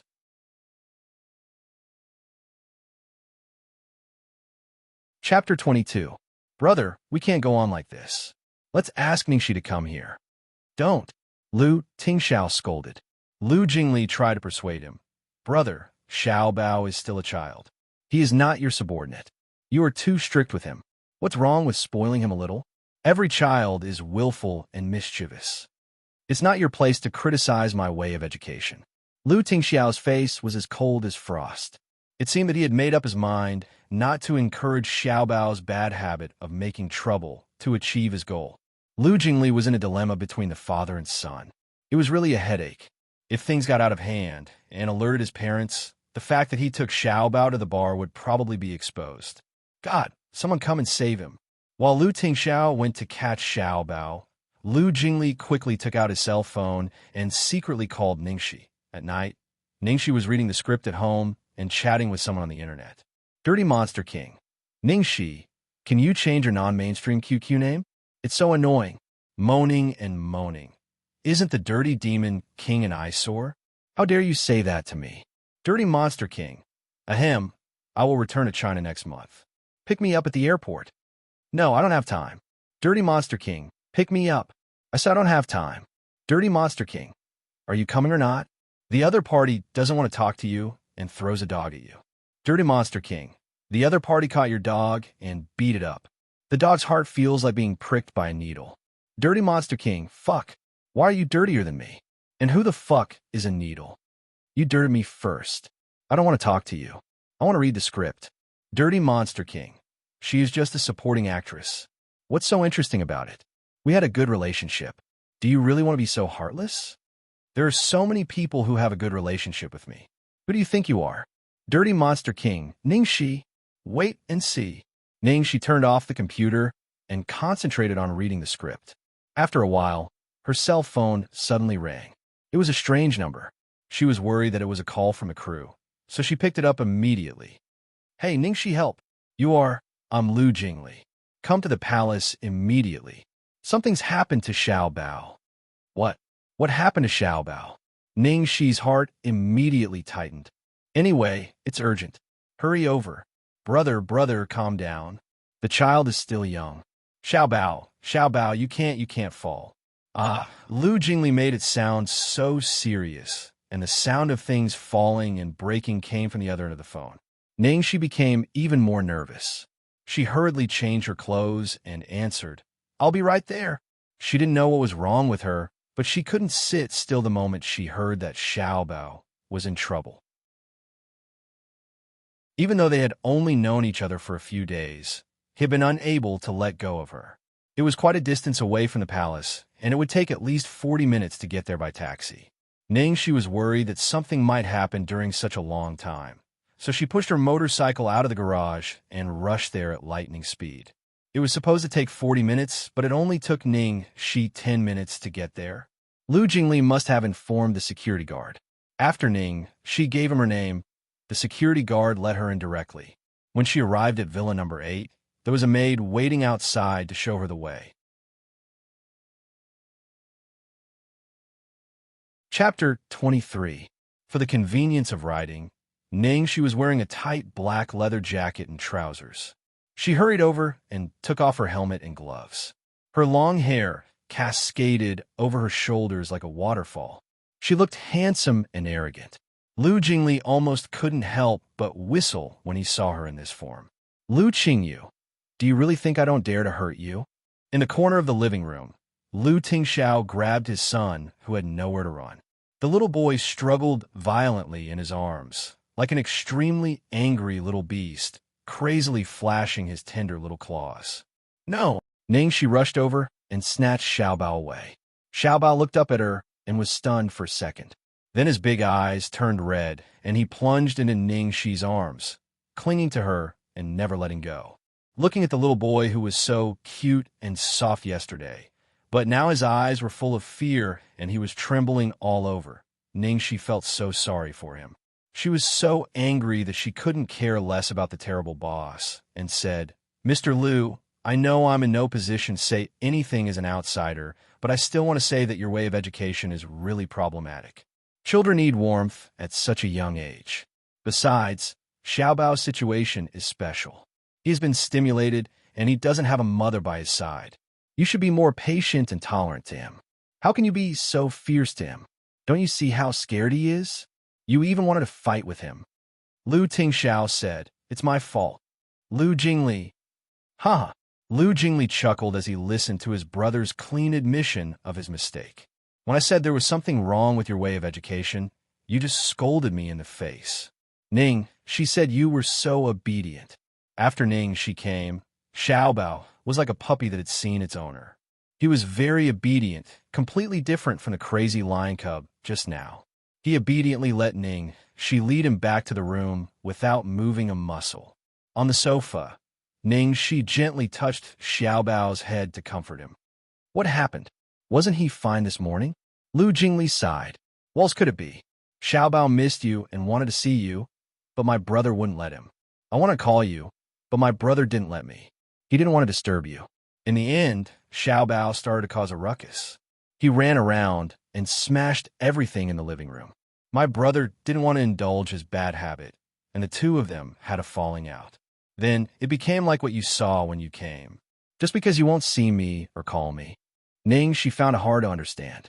Although Lu Tingxiao had said that Xiaobao was relying on her, was her influence really that great? "What do you think? You're underestimating your own influence." Seeing that she was confused, Lu Jingli listed them out for her. "Remember that day in the warehouse? When you fainted, Xiaobao didn't allow anyone to touch you. In the end, it was my brother who personally carried you to the hospital." Ningxi subconsciously glanced at Lu Tingxiao. Lu Tingxiao carried her to the hospital? Also, at the hospital, when Xiaobao woke up and saw that you weren't there, he thought that you were dead. He went berserk on the spot and almost jumped off the building. My brother showed him the note you left for Xiaobao, and only then did he calm down. Last night, in order to see you, Xiaobao went on a hunger strike and threatened my brother. As for tonight, because of your call, he ate too much and couldn't use the all-purpose hunger strike, so he did this. Ate too much? Tonight, she did tell Xiaobao to eat more on the phone. How could it be your fault? Chapter 24. Lu Jingli's words contained so much information that it took Ningxi a long time to digest it. She looked at Xiao Bao, who was clinging to her.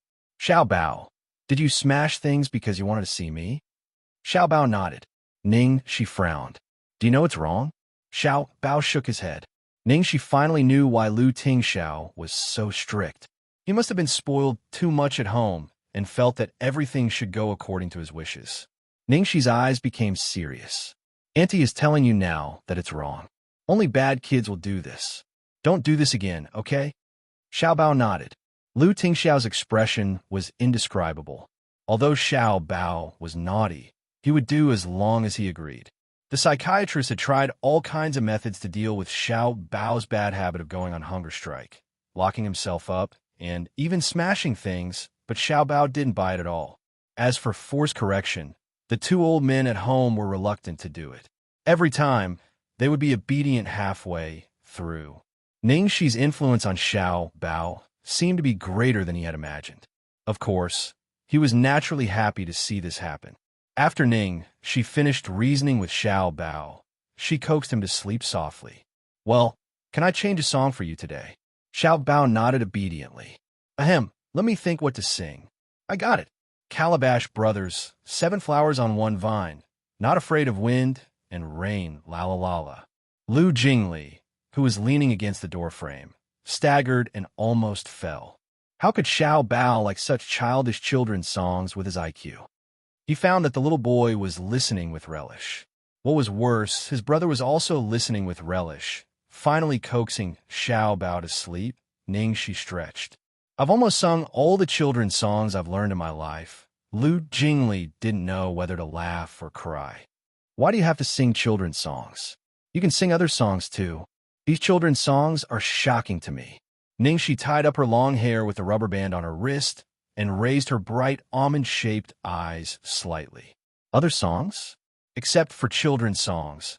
All the other songs I know are not suitable for children. As soon as she finished speaking, Lu Tingxiao's mind instantly flashed with her soft and lingering dancing light stream. Lu Jingli was excited. Ha ha ha, really? What song? Sing it for me. Lu Tingxiao glanced at him. Lu Jingli was so frightened that he immediately behaved himself, silently cursing his brother for being so petty. You were nearby, just now? Lu Tingxiao asked. Otherwise, she wouldn't have come so quickly. No, I'm at my apartment. I sped all the way here on my motorcycle. Hurry up, Ningxi said proudly. No wonder he was dressed like this. Today's outfit was even more stunning than yesterday's. Yesterday, she was like a fairy that adhered to the rules, but today, she was like a free and unrestrained fairy. Very dangerous. Lu Tingxiao's face was full of disapproval. Then he glared at Lu Jingli, who had taken the liberty to call Ningxi over. It's okay. I'm good at writing. Ningxi waved her hand carelessly and yawned. Since Xiao Bao is fine, I'll leave first. She was about to leave when Lu Tingxiao suddenly said, Miss Ning, I have a presumptuous request. Ningxi immediately reverted to her cowardly self after her anger was depleted. She said respectfully, Mr. Lu, please tell me. I'll do it as long as it's within my power. The Lu family had influence in both the underworld and the underworld, and Demon King Lu was someone who would fight with others over the slightest disagreement. Lu Tingxiao looked at his son in the room with a dignified expression. Last time at the bar, after he was accidentally locked in the warehouse, the shock Xiao Bao received was far more serious than I imagined. Right now, only you can comfort him. Before Xiao Bao's emotions recover, I hope that Miss Ning can temporarily move in for a period of time.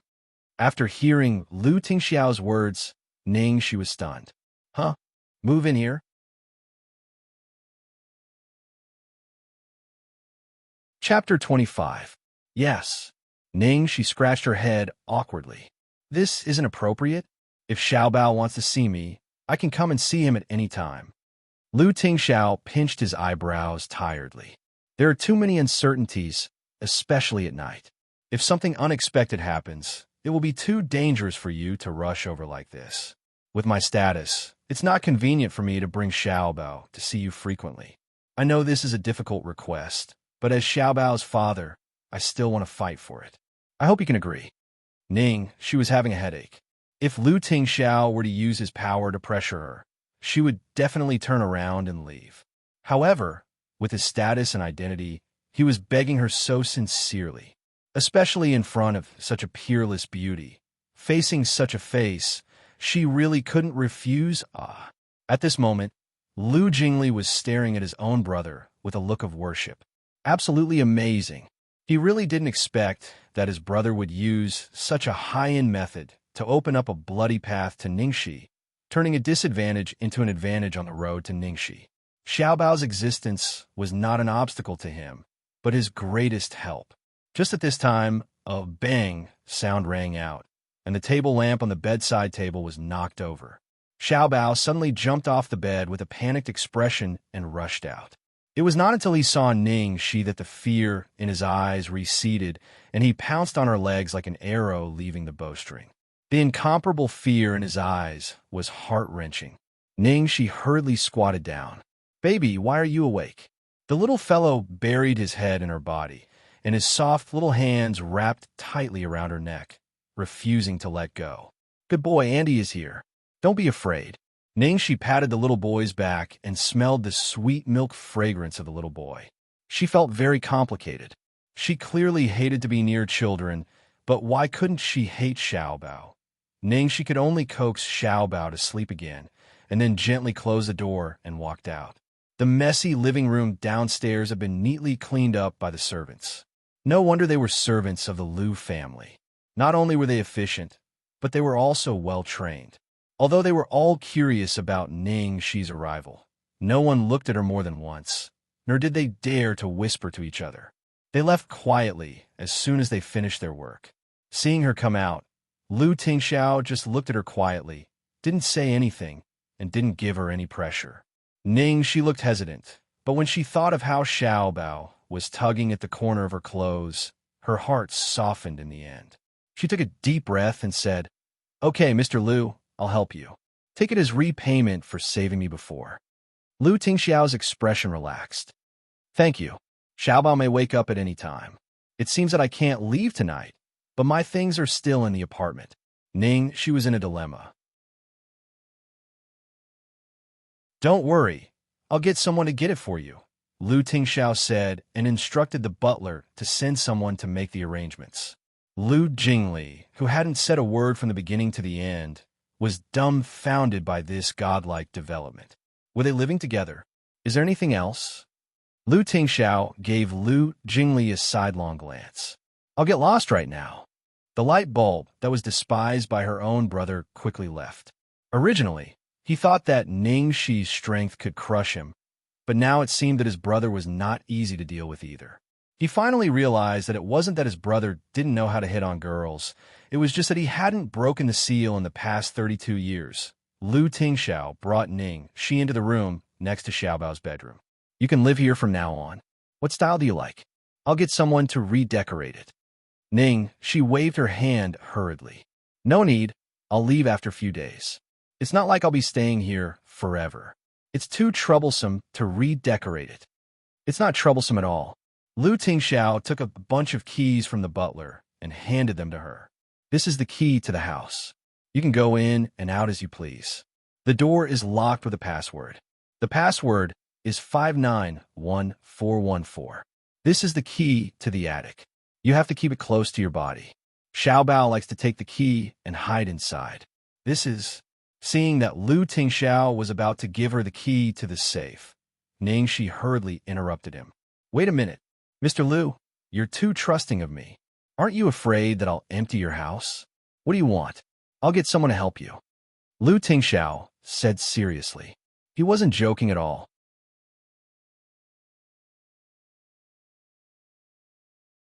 Chapter 26. Cough, cough, cough. Ningxi was defeated by Lu Tingxiao's train of thought and hurriedly explained, "I was just joking. Lu Tingxiao was addicted to giving her keys and casually gave her another one. "It's not easy to get a taxi here, and it's not convenient for you to work. You could take this car and drive it." Ningxi, why did she feel like she was a kept woman even though she was only staying for a short period of time? That's not right. If he was a kept woman, he should hide it outside. How could he give her all the keys to the main house, and even his own son? Damn. This was clearly the déjà vu of a newlywed couple. She inexplicably recalled Lu Tingxiao's sudden marriage proposal. When they first met, she thought that she understood men quite well, but the one in front of her was like a computer system with an advanced firewall installed. She couldn't see through him at all. She didn't know if it was a blessing or a curse for her to agree to stay. That night, because Xiao Bao's condition was really bad, Ningxi directly accompanied him to sleep on his little bed, just in case. Late at night, the room door was gently pushed open without a sound. The man walked in slowly and sat down on the edge of the bed. Under the dim yellow bedside light, the woman maintained a posture of patting Xiao Bao. Her breathing was light and her eyes were gentle. Her lips that were as tender as the cherry on a summer branch opened slightly, as if inviting him silently. After a while, that peaceful light suddenly cast a shadow. The man's figure slowly approached that dark red petal. At a distance where they could smell each other's breath, he could pluck it with just a slight movement. However, he suddenly restrained himself and stopped. His slightly cold kiss landed on the woman's forehead. Ningxi, we have a lot of time in the future. The next morning, Ningxi thought that she could recognize her bed, but she didn't expect to sleep so well. She woke up naturally and didn't even have a dream. When she woke up, she found that Xiao Bao was already awake. The little fellow was sitting next to her with a book in his arms and reading it seriously. He didn't make a single sound. He was so obedient. She really couldn't imagine the little bun flipping out. "Baby, good morning." Ningxi sat up with the quilt in her arms and greeted him warmly. Xiao Bao immediately raised his head from his book in pleasant surprise. Although he did not speak, his expression did not change. But Ningxi could clearly feel his good mood from his eyes that seemed to be able to speak. Ningxi laughed and reached out to flick the messy ahogue on little Baozi's head. "Annie doesn't have work today, so I can stay at home with you for the whole day." As soon as he finished speaking, the little fellow was obviously even happier, and the corners of his mouth even curled up slightly. Ningxi was so adorable that she couldn't help but hold his little face and rub it. "Baby, smile more. You're so cute when you smile." After washing up, breakfast was already prepared downstairs. Ningxi didn't see Lu Tingxiao, and the butler and servants didn't mention waiting for him. So Ningxi guessed that he must have gone to the company. After breakfast, Ningxi was still a little worried about how to take care of the child. What if she couldn't take good care of him? In the end, none of the things she worried about happened. In the morning, she curled up on the sofa to read a script, while Xiao Bao lay on the table next to her, engrossed in reading or drawing. The two of them did not disturb each other and got along very well. The servant only appeared once to deliver snacks and fruits, and her movements were very light, as if she was afraid of disturbing him. From the looks of it, Xiao Bao usually liked peace and quiet.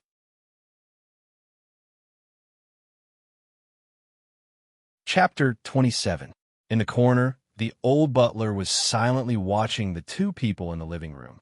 He found that Ningxi was not trying her best to please the young master as he had guessed, but was focused on reading the script the whole morning. The young master was reading paintings as usual, and there seemed to be nothing different.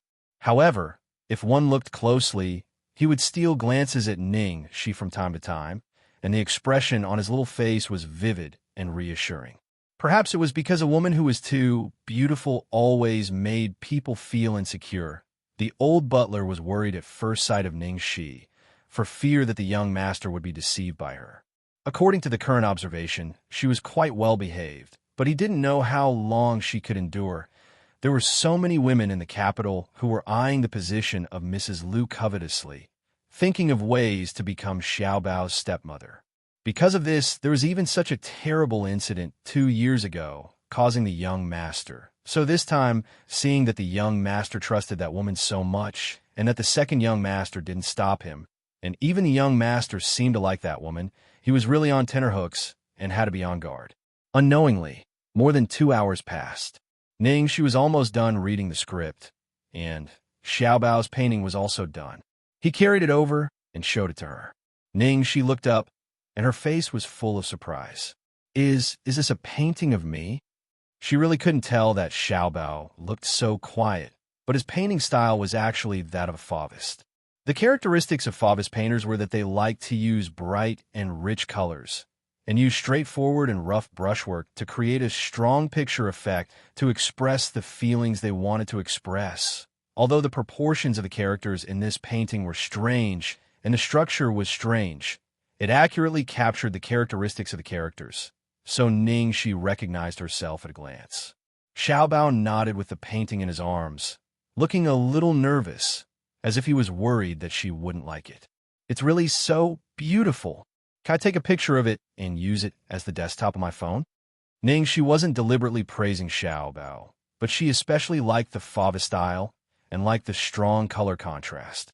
And Xiaobao's level was already at the level of a master, judging from her understanding of paintings. Xiaobao pursed his lips shyly and directly stuffed the painting into her arms. Ningxi pointed to herself. You want to give it to me? Xiaobao nodded. Thank you. I like it so much. Ningxi hugged Little Bun and kissed him on his soft cheek. Little Baozi stared blankly for a moment. Then his little face flushed red. His pair of dull eyes became even more lively.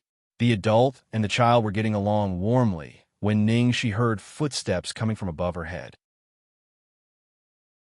She looked up in the direction of the voice and saw Lu Tingxiao walking down the stairs lazily. He was dressed in his home clothes and had a messy hairstyle that he had just woken up from a nap. Although Lu Tingxiao's usual abstinence look was charming, this lazy look was too different from his usual look, so it was even more lethal. It was simply hopelessly sexy. Ningxi was in a daze for a long time before she reacted. Mr. Lu, you didn't go to work today? Wasn't Monday today? Yes, I'm off today. Lu Tingxiao nodded. Ningxi thought about it and felt it was no wonder. He had just finished a big deal, so it was normal for him to rest for a while. It turned out that Big Boss Lu also knew how to sleep in. Inexplicably, the distance between them became closer.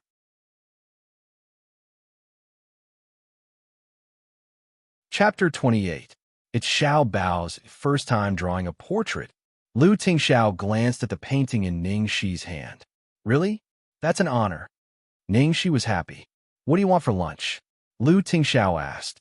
It seemed like she was not only staying here, but also providing for her meals. She was about to speak when her phone rang. It was Chongli. Was she going to arrange for her to play a small role again? Hello, Sister Chong. Ningxi. The world will be launching at Pearl Hotel at noon. Don't be late. What? Noon at noon? Noon today? Yes, today. Sister Chong, why didn't you inform me in advance? It's almost 11 o'clock. Why not? Didn't I inform you an hour in advance? An hour? I might not even have enough time to get there. Not to mention I have to change and put on makeup. That's your own business. Don't bother me. I'm very busy now. I'm hanging up. After saying that, he directly hung up the phone with a bang.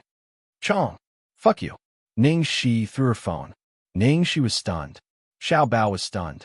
Lu Tingxiao was stunned too.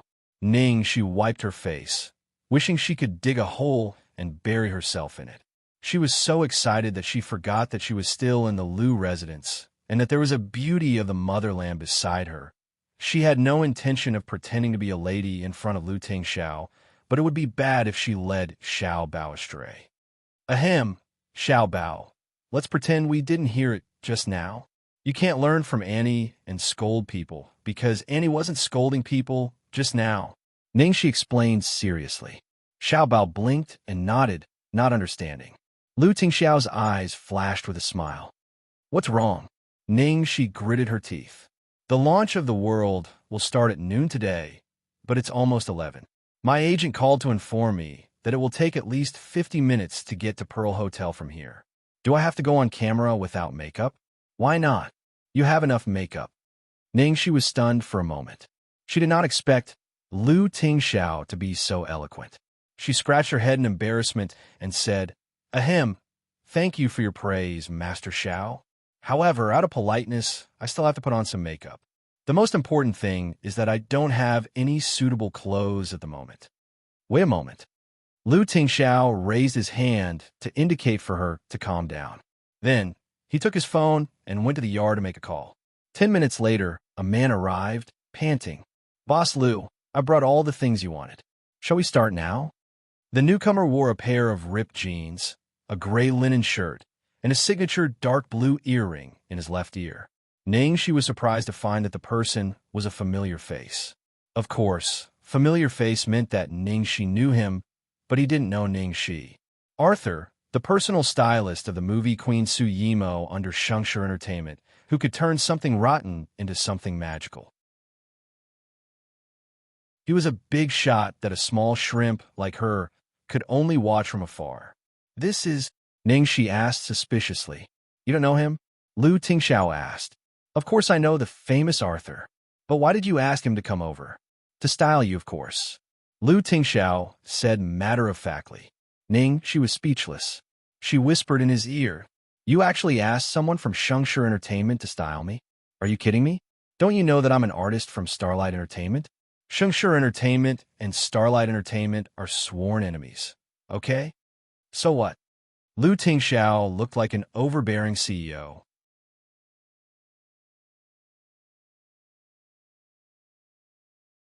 Chapter 29. So what? She was speechless. "Boss Lu, how can you help an artist from another company? Do you know your employees?" It seemed that he didn't know her. She was not famous now, so he definitely didn't know her.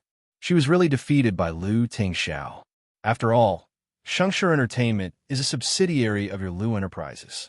Although Lu Jingli was in charge of Xianxia, the boss behind the scenes was Lu Group CEO, Lu Tingxiao. Lu Group had been involved in the entertainment industry since 5 years ago, when it acquired Xianxia Entertainment and created an entertainment empire. Now, it was as powerful as Starlight Entertainment, which had the longest history and was the current leader in the industry. So it was obvious how fierce the competition between the two companies was. Artists, agents, makeup artists, and stylists from both companies were at loggerheads. As long as there was a set, artists from both companies would definitely fight. Lu Tingxiao raised his hand and looked at his watch. "The nanny car is at the door. You can do your makeup on the way there. It's not too late. It's up to you whether you want to go or not." She felt so conflicted that her liver hurt. Finally, she gritted her teeth. "Go!" Since Lu Tingxiao didn't care, she didn't have to care. Seeing Lu Tingxiao following them, she was surprised. "Are you coming with us? Who else will drive? Besides, Xiao Bao wants to stay with you for a while."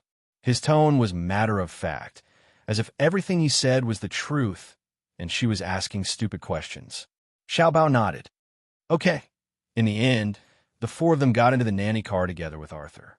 Lu Tingxiao didn't even change his clothes. He was still in his home clothes, driving in the front. She and Arthur were in the back seat, and Xiao Bao was lying on the back of the seat, looking at them curiously. Arthur looked at she carefully, and his eyes were full of admiration. "Miss, your facial features are perfect, and your skin is very good. You don't need to do much. You just need to put on some light makeup. What kind of occasion are you going to attend today? Let me choose your outfit for you."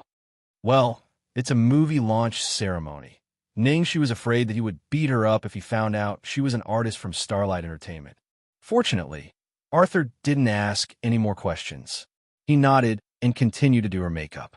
When they arrived at the site of the booting ceremony, Ningxi's full costume was just ready. Her timing was very precise. Lu Tingxiao turned off the engine and stopped the car. He rested his arms on the back of the seat and looked at the woman who had already done her makeup. "How is it?" she asked nervously. "Not bad." It wasn't easy for someone as harsh as Lu Tingxiao to say that it wasn't bad, not to mention that Xiao Bao was staring at her with a look of amazement. She suddenly felt full of confidence, and then hugged Xiao Bao apologetically. "Baby, I'm sorry for the slip of the tongue, but Annie promises you that I will finish my work soon and come back to accompany you." Xiao Bao reluctantly stayed in she's arms for a while. Knowing that she was in a hurry, he quickly let go of her and waved at her. Looking at the two people behind her, one big and one small, she's heart swelled, full after fighting alone for so long. This was the first time he felt such warmth. After she left, the driver was naturally Arthur. Arthur could no longer suppress his curiosity. As he drove, he asked carefully, "Boss, who was that lady just now? Is she a new artist hired by our company?" Why haven't I seen it before? Oh my god. Their big boss actually had a woman by his side. This was big news. Lu Tingxiao tilted his chin and answered unhurriedly, an artist from Starlight Entertainment. Arthur, at that moment, the expression on Arthur's face was as sullen as if he had eaten a pound of shit. Boss, you actually want me to style an artist from Starlight Entertainment. Why did Boss take the lead to betray the country and collude with the enemy? Even Second Young Master would never look for an artist from Starlight Entertainment when looking for a lover. If it was Second Young Master sitting here, he would definitely scold him righteously and angrily. But this was the devil, Lu Tingxiao. Therefore, he could only sulk until he died, not even daring to let out a fart. What made him even more depressed was that he suspected that this unknown artist from Starlight Entertainment would be their future lady boss, right? After all, this was a woman that even Little Prince treated with respect, not simple.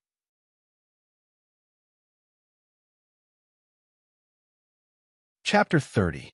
At the opening ceremony of the world, the main cast and crew were all present. There were flashes everywhere, and the media was everywhere. There was also a large group of fans who came after hearing the news.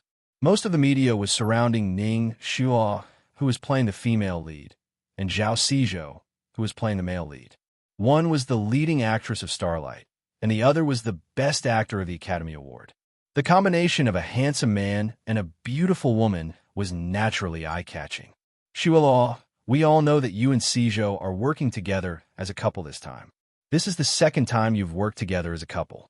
I wonder if you'll fall for a man like Xizhou in real life. Haha, Xizhou is indeed very charming, but I won't. I don't have any extra heart for him anymore. As soon as she said that, all the media started to make a ruckus. A year ago, Ning Xueluo announced that she had a boyfriend, and all kinds of people tried to dig up the inside story. In the end, they found out that the other party was the son of Su Hongguang, the CEO of Yifeng Group. He had a high net worth and was handsome. He was a handsome and rich man, and everyone was envious of him. Although the fans were very sad, they were no longer as averse to their idols getting married and dating as they were in the past. Most of them still wished their idols to find a good man. Ning Xueluo's popularity did not decrease after she announced her relationship. Instead, she kept up her popularity with topics like handsome and rich boyfriend and winner in life. Zhao Xizhou, who was next to her, was also very good at picking up on the joke. He held his chest and pretended to be in pain. Miss Shangwan, you're so cruel. I've given my heart to you. This time, Ning Xueluo was playing the female lead called Shangwan Ingrong, and Zhao Xizhou was playing the role of a prince. When the reporters heard that, they all laughed and teased Zhao Xizhou. The atmosphere was very lively. This time, other than the male and female leads, the second female lead was the most eye-catching. Therefore, Guo Qixing was also surrounded by a group of people. Director Guo, why didn't I see the actress playing Meng Chang'e? Will she be here today? Of course. Rumor has it that even Jia Qingqing didn't succeed in the audition because you thought she wasn't beautiful enough. Is that true? This question was clearly meant to stir up trouble. However, Director Guo was also a veteran, and his words were watertight. The role of Meng Chang'e does have high requirements for the actor's appearance, but appearance is not the only standard. Jia Qingqing's appearance is definitely not a problem, but it feels like there's still a certain gap between her and our requirements. I heard that the actor playing Meng Chang'e is a newcomer. Since the requirements for the role of Meng Chang'e are so high, will she be able to fully control the role if we use a newcomer rashly? What's going on today? Did I not give enough red packets? The reporters' questions were sharper and sharper, and all of them were targeted at the second female lead. Let's wait and see when our drama comes out. The reporters still refused to let go of this question and asked aggressively, Director Guo, is the actor who plays Meng Chang'e more beautiful than Jia Qingqing? It was not over yet. Yes. So what if she was prettier than Jia Qingqing? What beauty in 100 years? When you see Ning Shi, let's see if you still dare to boast about Jia Qingqing like this. Well, each has their own merits. You'll know when she's here. Guo Qixing was getting a little impatient from the questions. At this moment, he walked past a group of reporters and saw a person appearing at the end of the red carpet. He was stunned for 3 seconds before he came back to his senses. Then, he smiled and said, "Speak of the devil."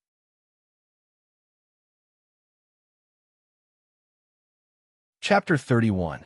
After saying that, Guaqixing looked like he was waiting for a good show. Sure enough, all the reporters looked in the direction pointed by Guaqixing, and they were all stunned at first. Today, she was wearing a red hollowed lace dress. The perfect design of the waist completely showed her charming waistline, and the neckline revealed her beautiful collarbone. This color was more difficult to handle than red, and it was made of lace.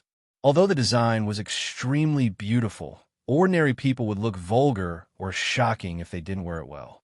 But this dress seemed to be made for Shi, and it made her look bright and attractive, dazzling. When the stylist chose this dress for her, Shi herself felt that she couldn't handle it, but she was convinced after she put it on. No wonder he was the gold digger of Xianxia media. His eyes were so sharp. They only met once, but he knew her better than she knew herself. As for walking on the red carpet, although it was the first time for she to formally attend such an occasion, she was an actress after all. She had tried to figure out people in all kinds of industries, including big stars. She had played them several times, so it was not difficult for her to walk on the red carpet. Every step, every smile, every movement was just right, and she could accurately find the position of the camera and give the most beautiful expression. The reporters were stunned longer than Director Gua, and it took them a long time to come to their senses. Was this Shi who played Mengchanga? An unknown newcomer without any representative works? She's just too beautiful. There was no word to describe her. She was beautiful. They were all asking Director Gua who was more beautiful between Xianxia and Shi just now. No wonder Director Gua had a strange expression at that time. Their questions were simply ridiculous. In front of such a stunning beauty like Shi, Xianxia, who had always been famous for her beauty, was simply ordinary. Not only the appearance, but also the aura of this newcomer was very strong. She was not like a newcomer at all. Her gestures were elegant and generous, and even exuded a kind of innate nobility. She walked to the center of the red carpet, made a few random poses for the media to take photos, and then turned around, picked up the signing pen on the tray, and signed on the wall. As soon as she turned around, there was another burst of exclamations and the sound of the shutter being pressed. The dress was designed to be backless, which was an important reason why the stylist had chosen it. Shi's butterfly bone was too beautiful. It could be said that it was the sexiest and most seductive part of her body. It would be a waste if she didn't show it. In the past, most female stars liked to bare their breasts on the red carpet in order to attract attention, but Shi had taken a different approach. She was much more sophisticated. After killing countless films, it was finally time for the interview. The friends of the reporters today were quite pitiful. This was because the questions they had prepared were, do you think you can control Mengchanga with your looks? Who do you think is more beautiful, you or Jia Qingqing? I heard that you were admitted as an exception. Is there any reason for that? Now, all these questions were no longer needed. Anyone who wasn't blind would know that there was no such thing as an audition. His face was too convincing. She was the most suitable Mengchanga. Therefore, the reporters began to ask questions on the spot. Miss Ning, may I ask if the clothes you're wearing were handmade by designer Karl Lagerfeld? She was stunned. Is this a Karl Lagerfeld haute couture dress? How could she wear a dress worth millions of yuan so casually? How could Devil Lu be so unscrupulous? However, the more terrible thing was yet to come. Then the reporter listed the origins of all the things she was wearing one by one, and then asked, Miss Ning, is your stylist Arthur? How could he see that? He had sharp eyes.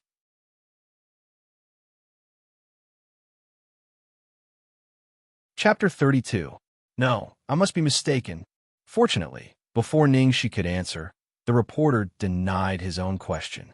He finally remembered that she was an actress of Starlight. So how could the stylist be Arthur, the stylist of Su Yimo of Xianxia Entertainment? Shi breathed a sigh of relief. Fearing that they would ask similar questions again, she quickly said, After all, today is the opening ceremony of the world. Let's ask questions related to the movie.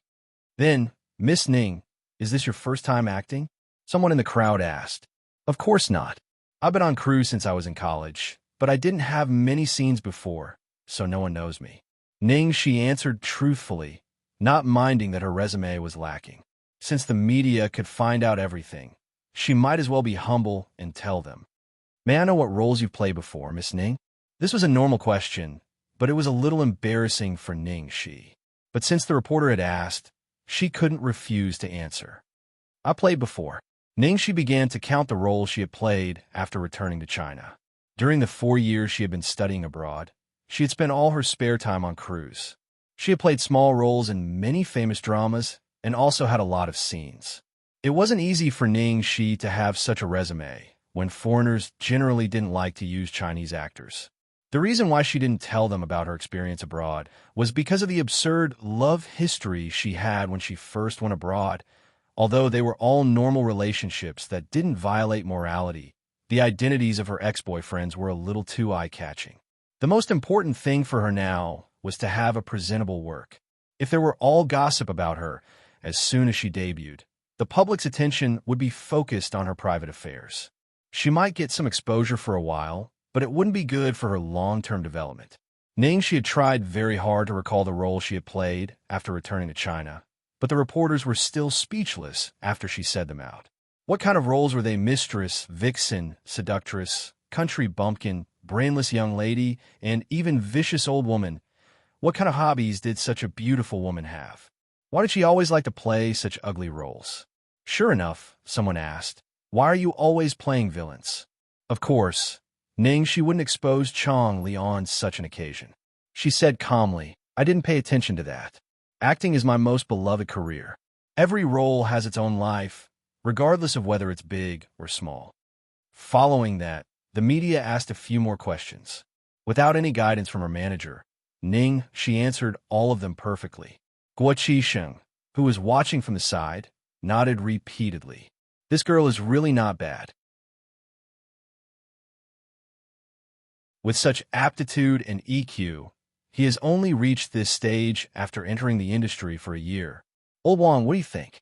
Producer Wang Taihe said meaningfully, either the higher-ups of Starlight Entertainment are blind, or, after saying that, she gave him a knowing look. It was clear that someone in Starshine was deliberately suppressing her. Guo Qisheng's face was full of regret. What a pity for such a good seedling. Gold will always shine. Besides, doesn't she have a talent scout like you? Wang Tai had chuckled. At that moment, Ning Shui, who was standing at the side, was clenching her nails into her palms. Her face was so dark that she almost couldn't maintain her composure on such an occasion. She had deliberately asked Chong Li to inform Ning Shi at the last minute, so that she would make a fool of herself at the opening ceremony. In the end, Ning Shi would appear in the finale and amaze everyone. Damn it. Ning Shi's outfit alone cost a few million yuan. Where did she get so much money?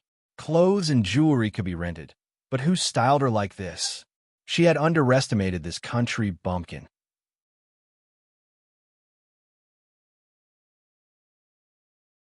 Chapter 33. Xiaolaw. Ning, she is your junior sister. What do you want to say about her playing the role of Meng Chang'e?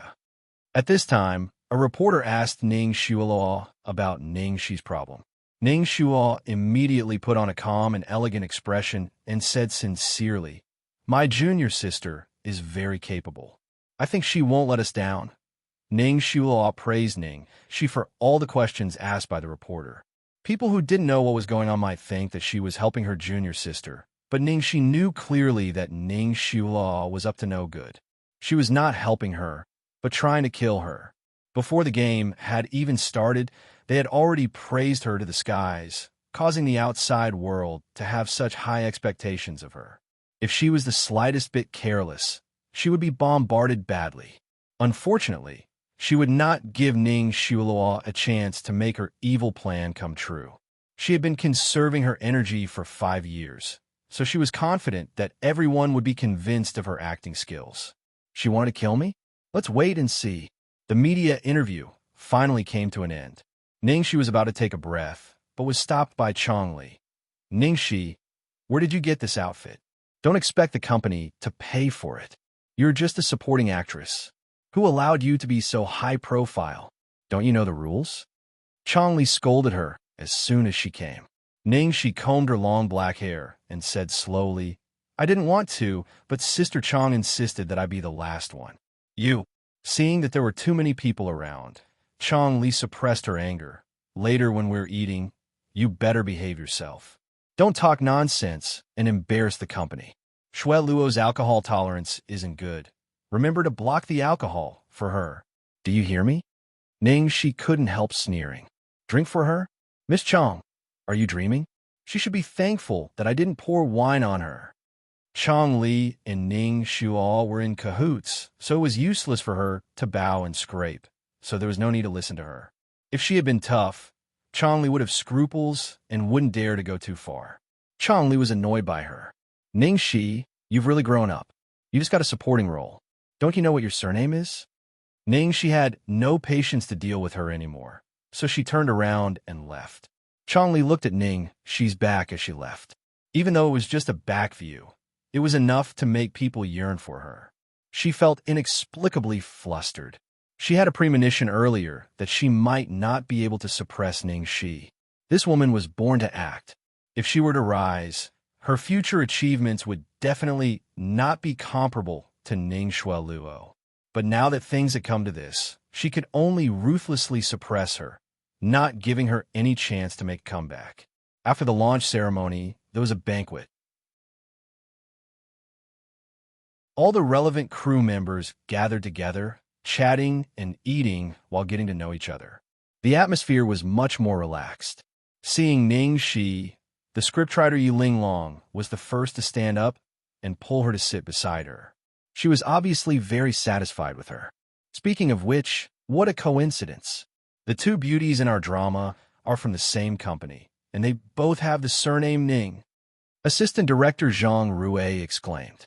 Ning, she sneered in her heart. Hee, what a coincidence. They were working under the same manager in the same company. But their encounters were vastly different. One was already the top star of Xinghui, while the other was still struggling at the bottom of the entertainment industry. As they spoke, the producer and director suddenly stood up and went to the door. It turned out that Ning Yaohua, the chairman of Ning Enterprises, the biggest investor of the drama, had arrived.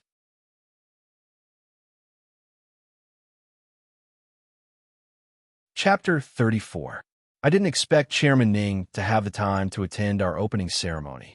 It's an honor. Director Guo greeted him warmly. Come, Chairman Ning, sit here. Producer Wang gave up his seat and let Ning Yaohua sit next to Ning Shueluo. Ning Yaohua looked at Ning Shueluo lovingly. Director Guo, you're too kind. Thank you for taking care of my daughter. Chairman Ning, your daughter is so outstanding that she doesn't need my help. She's always so busy. If it wasn't for this trip, I wouldn't have been able to see her. Ning Yaohua said angrily.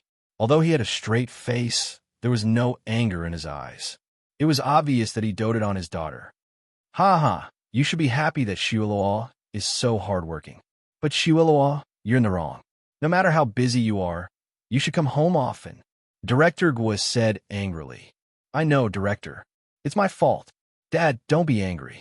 I'll come home for dinner tomorrow night. Ning Shueluo hugged Ning Yaohua's arm like an obedient daughter. Look, the director had to speak up for me so that she could come back. Dad, there's so many people here. Give me some face. Yes. You're a big star now. I can't say anything. Ningxi thought that she had been tempered into steel, but she didn't expect to see this scene. She felt suffocated and almost wanted to run away immediately. Fortunately, she couldn't control her heart, but she could cover it up perfectly on the surface. She discussed the plot with the scriptwriter calmly, as if she didn't notice the commotion in front of her. She could ignore it, but someone didn't think so. Ning Yaohua's gaze was like a knife cutting her body. It was as if it was a shameful and disgusting thing to see her in public. She finally left the room with the excuse of going to the bathroom. She walked to the window at the end of the corridor to get some fresh air. She took out a cigarette and lighter from her bag. She fumbled with the slender cigarette for a long time, but finally put it back. She was quitting smoking. It was the first time tonight that she couldn't control herself. The night wind blew on her face, making her feel a little better. At this moment, she suddenly heard footsteps behind her. Ningxi's back stiffened, but when she turned around, the expression on her face seemed to be a mask, impeccable. Chairman Ning is looking for me? Ning Yaohua stared at her with a heavy gaze. He was extremely dissatisfied with her eye-catching attire. Ningxi lowered her eyes and smiled. Well, Chairman Ning, you kept staring at me in the private room just now. Aren't you afraid that people will think that you have some bad ideas about me?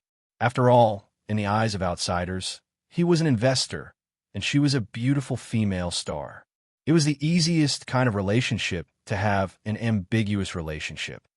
Bastard, what are you talking about? Ning Yaohua was furious. Ningxi raised her eyebrows.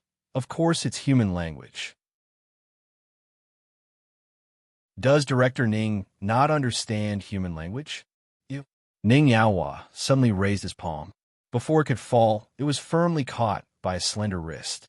How could she give Ning Yaohua another chance to hit her? He wasn't qualified. Ning Yaohua was infuriated by her and pulled his hand back. Quit this role. Don't embarrass me. Ningxi's face was cold. I got this role fair and square. How did I embarrass myself? You just want to do whatever Shuai Luo wants to do. You don't care what you look like or whether you can be compared with Shuai Luo. You want to enter the entertainment industry because you want people to dig out your scandals and embarrass the Ning family? Ning Yaohua looked at her with disgust.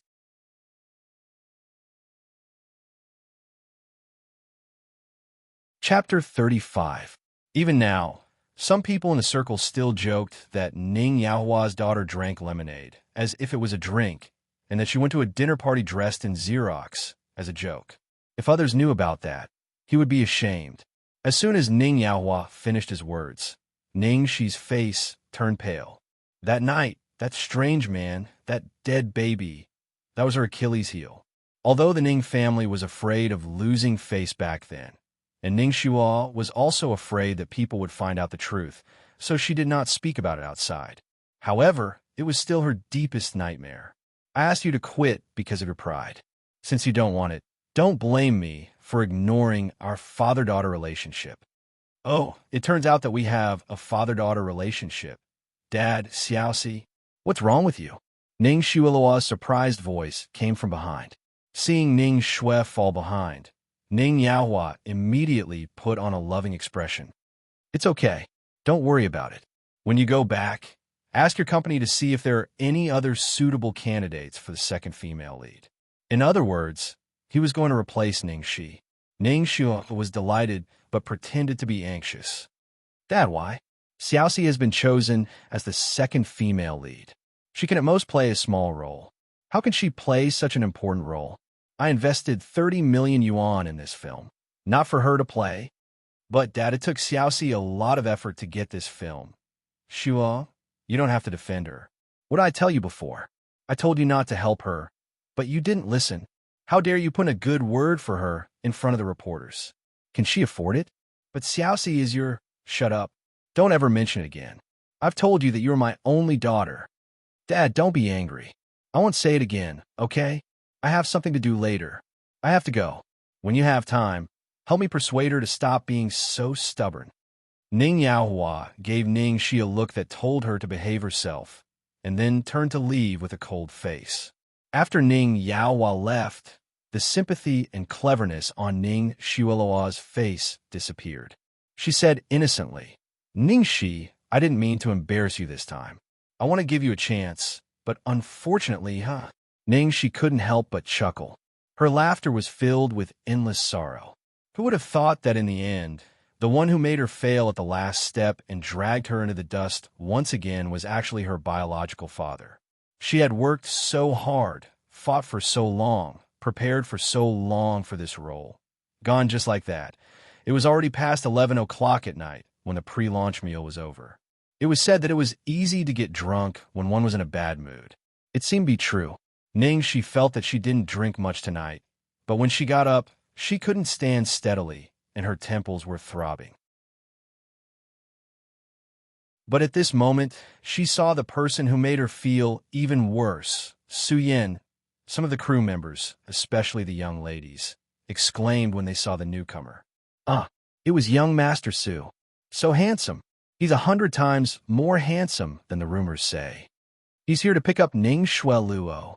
I envy her so much. Her acting career is so smooth, her family is so good, and her boyfriend is so handsome. She's really a winner in life. This kind of person won at the starting line from the moment he was born. We can't be envious of him.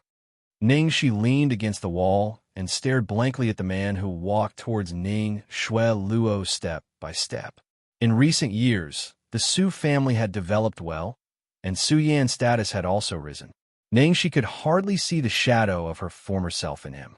The young man who was recuperating in the countryside because of lung disease, the elder brother, Yin, who held books and gently told her stories, had died in the torrent of time.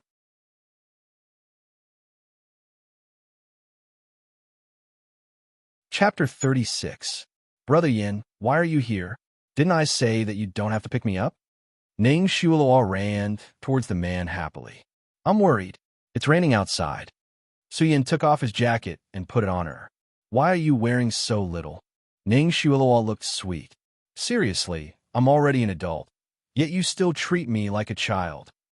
She leaned against the cold wall, feeling like she had just been fucked. She had been watching Ning Shueluo show off their affection for each other that night. She had been showing off and snatching things from her. Ning Shueluo purposely held Su Yan's arm and walked in front of her. She said enthusiastically, "Little junior sister, I think you're drunk. Why don't you come with us? I'll get my boyfriend to give you a lift." Ning Shueluo emphasized the word boyfriend. Only then did Su Yin realize that she was behind him. The moment he saw the girl, his pupils shrank. It had been a long time since they last met. They had not seen each other even once when she was overseas. After returning to the country, he had only seen her a few times from afar when he went to the company to pick up Shuo. He almost couldn't recognize her when he saw her at such a close distance. The little girl with braids and a flowery dress had grown into a woman who could make all men fall for her. Ning Shueluo's eyes flashed when she saw Su Yin looking at Ning Shi in a daze. She pulled his arm and shook it. "Brother Yin, what do you think?" Su Yin suddenly sobered up and nodded. "Okay, let's go together. Junior sister Ning." "Junior sister Ning? Are you okay?" Ning Shueluo looked concerned. She rubbed her forehead with the back of her hand. Under the influence of alcohol, her mind was getting muddled. Her heart was beating faster and faster, and her blood seemed to be flowing in reverse.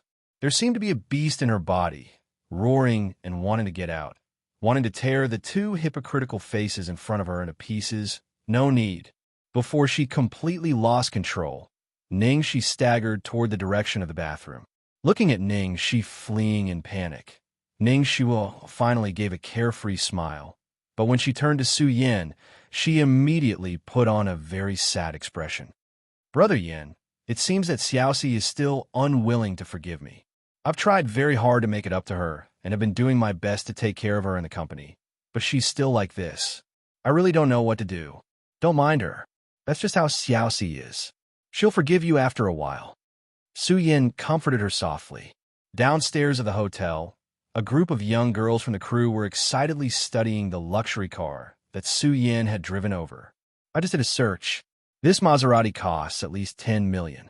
It's too extravagant. I also want to find a rich boyfriend. How many years would I have to struggle less? The most important thing is that he's handsome."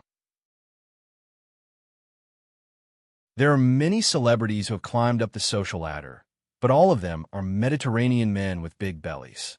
Just looking at them makes me sick. While they were gossiping, Su Yin and Ning Shuo walked out of the hotel together. The handsome man and the pretty woman stood side by side, and it was very pleasing to the eye. Everyone watched enviously as Ning Shui, with Su Yan's coat on her shoulder, fell into the luxury car.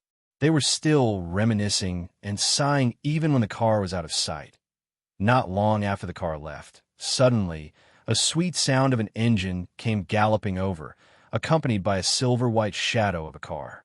A sports car at such a high speed steadily stopped at the entrance of the hotel. Most importantly, this car This car was so fucking cool. The handsome, low-chassis model, the smooth body, the cool scissor door, and the texture was like a work of art. Most importantly, the price. Oh my god, Bugatti Veyron Supersport, the most expensive supercar in the world. A conservative estimate is more than 100 million. Oh my god, which god of wealth is this?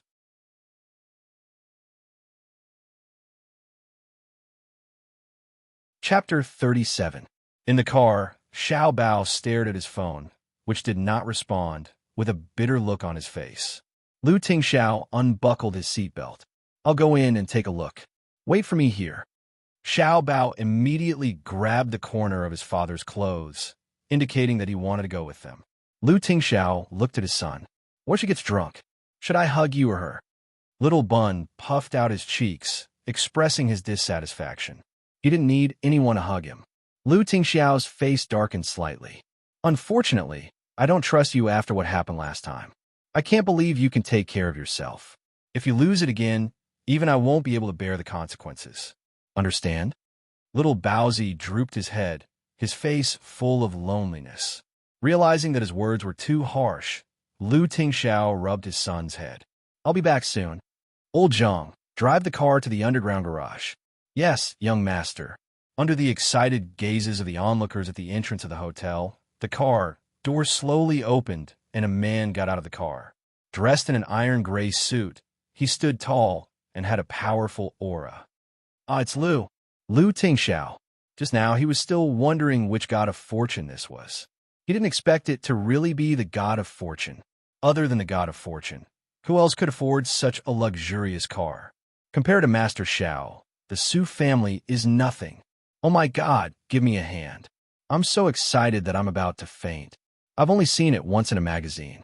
I didn't expect to see it in person here. I really want to go up and get an autograph. Sign on my underwear. Those little fresh meats and Best Actor awards can only kneel in front of Master Xiao. If Master Xiao enters the entertainment industry, they won't have a chance. In your dreams. It's already a lifetime's worth of good luck to be able to see the real person at such a close distance. You still want him to enter the entertainment industry and let you see him every day? Even after they had entered the hotel, the people at the entrance still refused to leave and were still enthusiastically gossiping. When has Boss Lu ever appeared without an entourage?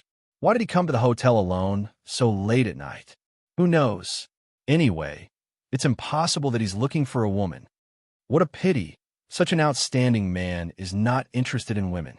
Why do you think Lu Tingxiao doesn't get close to women? I like men. Those are all nonsense. How can a man who likes a man have a son? I think Master Xiao must be an infatuated person. He's deeply in love with the child's mother. So he's been keeping his chastity for her all these years. When Lu Tingxiao went upstairs, he found that all the crew members had left. The people at the entrance of the hotel should be the last group of people, but Ningxi was nowhere to be seen. He called Ningxi again as he walked along the corridor to look for her. There was still no answer on the other end. When he passed by the bathroom, Lu Tingxiao suddenly stopped. There seemed to be a phone ringing coming from the direction of the bathroom. He stood still and listened for a while. He realized that it was coming from the direction of the women's toilet. Lu Tingxiao hung up the phone, and the sounds in the women's toilet also stopped. Lu Tingxiao heaved a sigh of relief when he finally found the person. Then he frowned slightly. He couldn't enter the ladies' room to look for her. She didn't even respond when her phone was ringing. It seemed like she was really drunk. Ningxi. Lu Tingxiao tried calling out, but as expected, there was no response at all. Lu Tingxiao stood in front of the sink between the men's and women's toilets. He raised his slender fingers and pinched the space between his eyebrows. The expression on his face was as if he was working on a major cooperation case that involved more than 1 billion yuan. A few seconds later, he walked toward the women's toilet with his slender legs.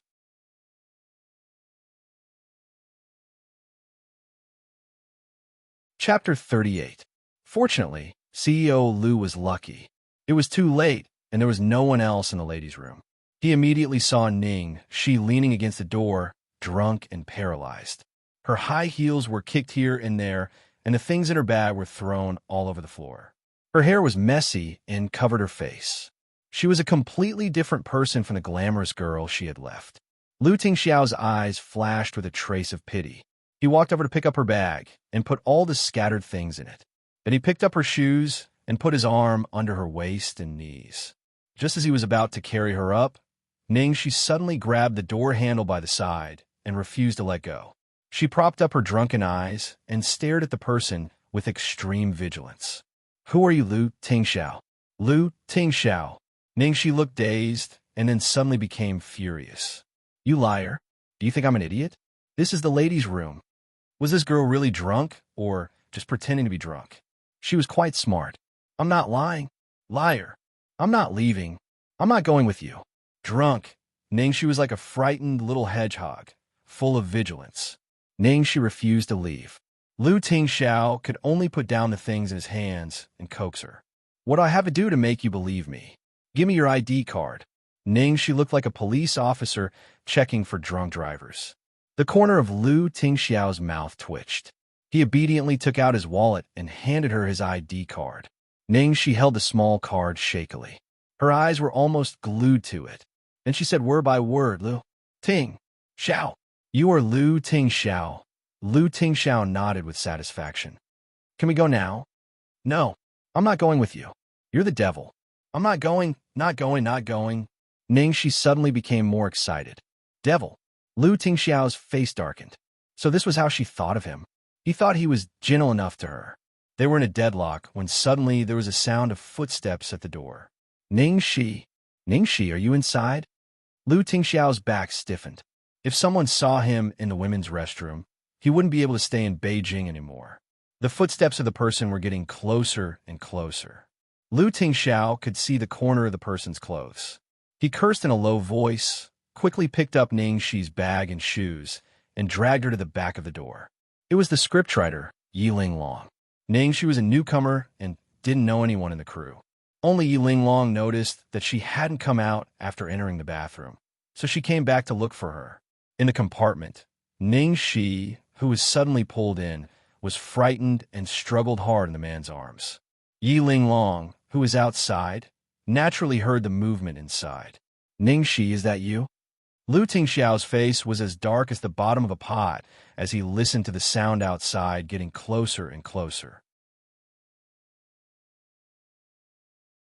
Just at this moment, the hand he used to cover Ningxi's mouth was suddenly bitten by the little girl.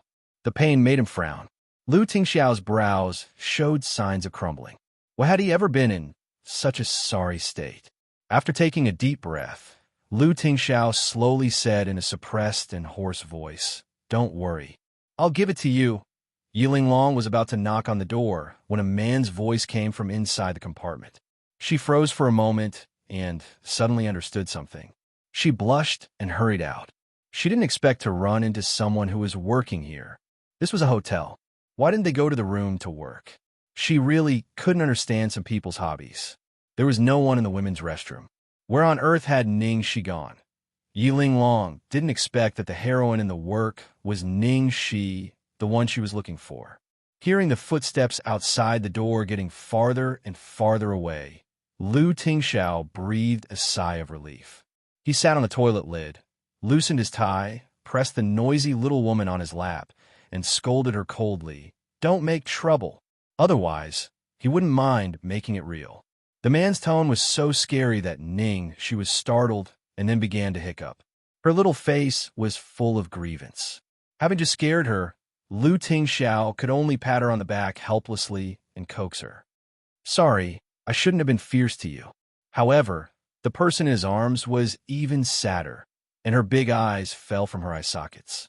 Lu Tingxiao was at a loss. Why was this girl more difficult to coax than Xiaobao?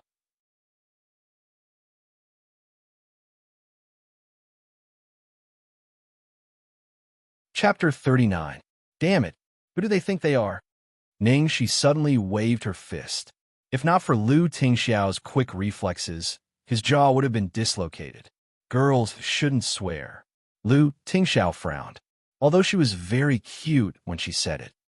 She was very drunk, but she could sense that the person who was hugging her didn't mean any harm and was very gentle, so she gradually relaxed.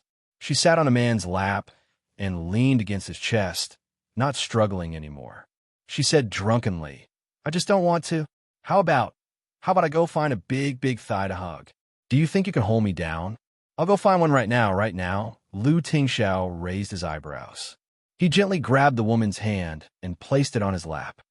The thickest thigh in the capital is right here. Where else do you want to find one? Ningxi carelessly touched that muscular thigh and then flew into a rage. Not thick at all. Lu Tingxiao, she actually said it wasn't thick enough. This was undoubtedly unacceptable to every man. What was worse was that her hand was moving around on his leg and touching places she shouldn't have touched. She even slapped there. What is this? Annoying. You're scaring me. She sounded very disdainful. Lu Tingxiao's face turned green. If he allowed her to continue tormenting him like this, he might do something against his principles. The person outside should have gone far, so Lu Tingxiao quickly opened the door and walked out with Ningxi in his arms. They arrived at the underground garage. It was Lu Jingli who ran out to open the door for him. Why are you here? Lu Tingxiao frowned. I went to your place to look for you, but you and Xiao Bao weren't there, so I came here to look for you. Brother, you're so unloyal. When did you buy this car? It's even cooler than the one you gave me. I didn't even know it. Lu Jingli looked aggrieved. Lu Tingxiao ignored him and carried Ningxi into the back seat. Lu Jingli stuck his head out from the front passenger seat and stared at Lu Tingxiao and Ningxi's disheveled clothes. Where did you pick her up? Why were you gone for so long? Look, our Xiao Bao is about to become a husband-gazing stone. Xiao Bao's little face, which was originally pressed against the window glass, immediately stuck to Ningxi when he saw her. Lu Tingxiao was worried that Ningxi would go crazy because of the alcohol. He didn't expect that when Xiao Bao approached, she didn't react violently. Instead, she held the little fellow in her arms and hugged him comfortably like a pillow. Of course, Lu Tingxiao would not satisfy her curiosity. He slowly took off his tie and his sweaty coat. What happened today? At the mention of intelligence gathering, which he was good at, Lu Jingli immediately said excitedly, According to my information, everything went smoothly. You even called Arthur over. Little Cece naturally succeeded in stunning everyone. The media's evaluation of her is very good. Who did she meet tonight? Lu Tingxiao asked again. Lu Jingli recalled. Other than the crew members and Ning Yaohua, there's only... Lu Jingli glanced at his brother's expression and thought about how to phrase it before saying, Su Yin. I guess she was so drunk because she felt bad when she saw that her old lover had become the man of her nemesis, Ning Shu. Although Lu Jingli had carefully chosen his words, Lu Tingxiao's face still darkened in an instant. It was really scary.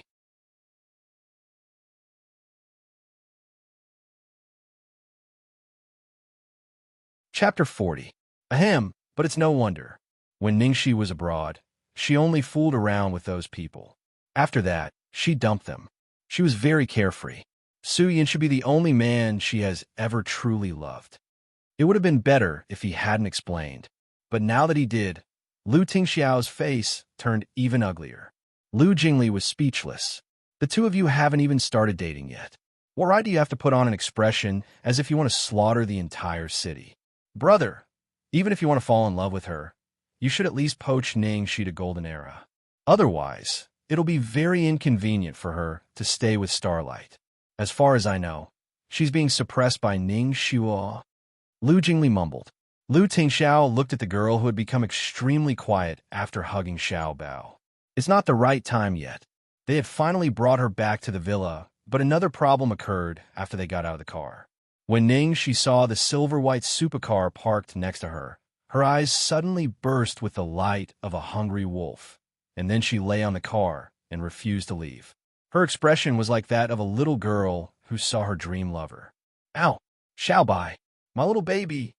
Lu Tingxiao's expressionless face changed from red to orange, yellow, green, blue, and purple. He had disregarded his reputation and went to the ladies' room to fetch her back. She did not even look at him kindly and even called him a devil. Now, she was hugging a car and calling him little baby. Ha ha! Brother, you're not jealous of a car, are you? Who told you to drive this car for no reason? When Xianxia was abroad, she was a professional racer. She especially likes sports cars, so naturally, she can't resist the world's #1 supercar. Lu Jingli gloated at the side. Then, he realized that there was someone more jealous than Lu Tingxiao. That person was Xiao Bao. The little girl was on the verge of tears when she saw that her unique title of baby was given to a car. However, the culprit, Ning Shi, was still touching the car with an infatuated look. "Baby, you're so handsome, so charming. I want to marry you." Lu Tingxiao's knuckles creaked as he clenched his fists. He had the urge to curse. When he proposed to her, she felt as if she had met a monster. Now, she was actually proposing to a car? Lu Tingxiao rolled up the sleeves of his shirt. "Old Zhang, give me a hammer." Lu Jingli was laughing so hard that he couldn't catch his breath. When he heard that, he panicked. "Don't. Brother, calm down. This car is worth almost 200 million. It's fine if you don't want to give it to me. I'll bring it away now. I promise I won't let it be an eyesore in front of you." As soon as he finished speaking, Lu Jingli felt like the world was spinning around him. He was actually thrown over the shoulder by the seemingly delicate Ning Shi. "Who dares to touch my little white?" Ning Shi's beautiful little face had an expression of killing gods and Buddhas. Lu Jingli held onto his waist. "Hero, please spare my life. I was wrong. This girl seemed to have practiced judo for a few years. Being thrown by her was like losing half a life." After Ning Shi threw the man, she immediately got into the driver's seat and hugged the steering wheel tightly. "Xiao Bai, be good. Don't be afraid. Young master this." Old Zhang, who was pushed away, was dumbfounded. Lu Tingxiao waved his hand and signaled for the driver to leave. Then he looked at his son. "Little Bao, it's late. Go back to sleep first." Little Bao, who was immersed in his fall from grace, immediately shook his head like a rattle drum. Lu Tingxiao wasn't angry. He only said lightly, "You should know that girls don't like to show their terrible side to the person they care about the most." "Oh, the person they care about the most," Little Bao pondered for a few seconds, then turned around and left obediently. Lu Jingli's eyes widened. "Brother, you're too shameless. You even lied to a child. Do you have anything else?" "I have something else. I want you to feel the heat of my big light bulb." Then he felt the bone-chilling coldness of his brother. "All right, I'm leaving." "I'm leaving too." Lu Jingli looked back ambiguously before he left. This man and woman in a sports car. Could something have happened between them? TSK. The record-breaking 63x telephoto camera he had just bought could finally be put to use.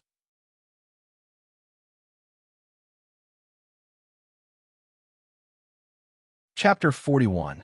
What? What do you want to do?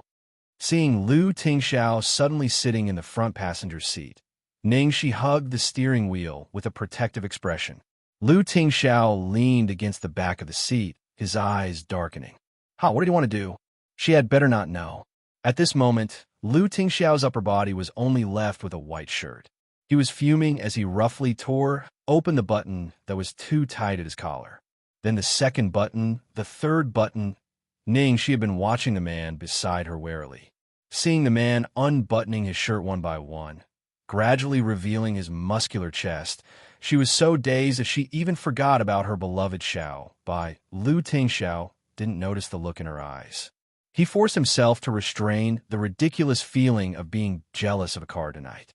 He took out a cigarette, lit it, took a deep drag, and exhaled a long puff of smoke. The moment Lu Tingxiao took out the cigarette, she couldn't hold it in anymore. She stared at him without blinking. She stared at his moving Adam's apple, at the white cigarette between his thin lips, and at the slowly rising smoke. The gaze from the side was too intense. Lu Tingxiao finally turned his head and saw Ning Shi's thirsty expression. Lu Tingxiao was dazed and was almost fooled by her gaze. Then he noticed that he wasn't in her eyes at all. What made her thirsty wasn't him, but the cigarette between his lips. Lu Jingli wasn't good at other things, but his ability to collect information was top-notch. In the background of Ning Shi that he sent over, everything from her background to her hobbies was detailed, including small details such as her quitting smoking recently. Lu Tingxiao immediately understood that her smoking addiction was acting up. Not as good as an old lover, not as good as a car, not as good as a cigarette now. Lu Tingxiao had never felt so defeated and self-doubted in his life. The first time he saw her, he wanted to take her for himself, but he was worried about her feelings and carefully considered every step. But she had never seen him in her eyes and had always drawn a clear line between them. She would rather think of hugging someone else's thigh than be his wife. Some people said that not being able to forget an old lover meant that the new lover wasn't good enough. Was he not good enough? She actually got drunk for the old lover who had abandoned her. He clearly knew that the best way to treat her was to take things step by step, and he had been patiently abiding by this principle. However, he did not expect that his rationality would be so fragile that even a small flame could be destroyed. Lu Tingxiao held the cigarette between his fingers, his eyes reflecting the red of the cigarette butt. His deep voice echoed in the carriage. "Do you want to smoke?" She nodded without hesitation. She couldn't tell if she was attracted by the smoke or the man in front of her. Lu Tingxiao flicked the cigarette ash and took another puff under Ningxi's burning gaze. The next second, he suddenly leaned over and pressed his thin lips, which were mixed with the smell of tobacco, on the girl's lips accurately. Ningxi's eyes widened. She could only feel the strong smell of tobacco accompanied by the man's cold breath. Then her lips were softly pushed open and a mouthful of smoke entered. Ningxi choked and coughed repeatedly. There was only half of the cigarette left at the tip of his finger. Lu Tingxiao calmly took another puff and looked at the little guy beside him, whose eyes were full of tears because of coughing and looked even more tempting and sadistic. He asked, "Do you want more?"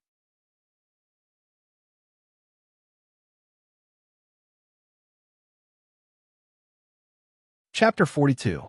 Ningxi, choked by the smoke, glares at the man angrily, as if looking a bad guy. "Huh?" Lu Tingxiao let out a low chuckle when he saw her expression. His smile rippled like ripples in his eyes. He pinched out the cigarette butt and spat out the smoke in his mouth. Then he leaned over again, turned his head, and pressed his lips against hers. Ningxi subconsciously wants to escape, but a hand grabs her waist, and a low, husky voice coaxes in her sensitive ears, "I won't choke you this time." As soon as the voice falls, a kiss with the smell of smoke engulfs all her consciousness. She is kissed dizzily, and her brain is in a mess, as if floating in the clouds. The only thing she understands is that the man who locks her between his arms is more dangerous than smoke. With a bang, the back of the chair behind her is put down, followed by the man's hot body. The breath in her chest is robbed little by little, and Ningxi feels more and more dizzy, and then completely sinks to the bottom of the sea. The little guy under him suddenly becomes motionless and unresponsive. Lu Tingxiao raises his head, panting slightly, and then sees someone sleeping carelessly, even snoring slightly. Lu Tingxiao's blood-red eyes suddenly return to their black color, and the surging anger in his heart also dissipated completely. Oh, he's really crazy. Why does he care about a drunkard? It's only been 3 days. They have only known each other for 3 days. Why is he in such a hurry? This little girl's attraction to him is unreasonable. When he first saw her, he had a kind of ecstasy of regaining what he had lost. Meeting her for the first time, it was like returning an old friend. In the warehouse of that bar, when he held her in his arms, he had the illusion that his incomplete life was finally complete, as if she was the treasure he had lost at some time. He wants her to belong to him completely, and he doesn't want to wait for a moment. He doesn't want to lose her completely, so he can only wait. Lu Tingxiao takes a blanket and pillow from the back, adjusts the temperature of the air conditioner, and then lies next to her, kissing her forehead. "Good night, my girl." The next morning, Ningxi wakes up in a warm embrace. She raised her hand and rubbed her eyes. Through the glass window above her head, she saw a patch of green leaves. The bright and beautiful morning light flowed through the gaps between the branches and leaves, shining on her body warmly. She could also hear the melodious chirping of birds. Oh, where was she? She looked around and was surprised to find that she was sleeping in a car. To be precise, she was sleeping in Lu Tingxiao's arms. Oh my God! She almost scrambled to get up, and then her head hit the roof of the car, making her grimace in pain. Lu Tingxiao, in the car, damn it, what happened last night? Why did I wake up in such a fucking situation? It was impossible for her not to misunderstand the situation in front of her. What are you thinking about? She bit her finger anxiously. Her brain was in a mess. She answered subconsciously, I was wondering if I had sex with the Demon King last night after getting drunk. That's too scary, Demon King. Cheizhen, if it's as you said, do you think you still have the strength to jump up and down early in the morning and let your imagination run wild? The man's voice was filled with anger. She found that Lu Tingxiao had woken up. She was so scared that she bounced up and almost hit her head again. Fortunately, Lu Tingxiao was prepared and protected her head with his big palm. Mr. Lu, call my name. Lu Tingxiao's tone was slightly cold. When she was hypocritical, she called him Mr. Lu. When she was afraid of him, she called him Master Xiao. He didn't like it. She didn't know if it was her imagination, but she felt that Lu Tingxiao seemed to have changed in one night.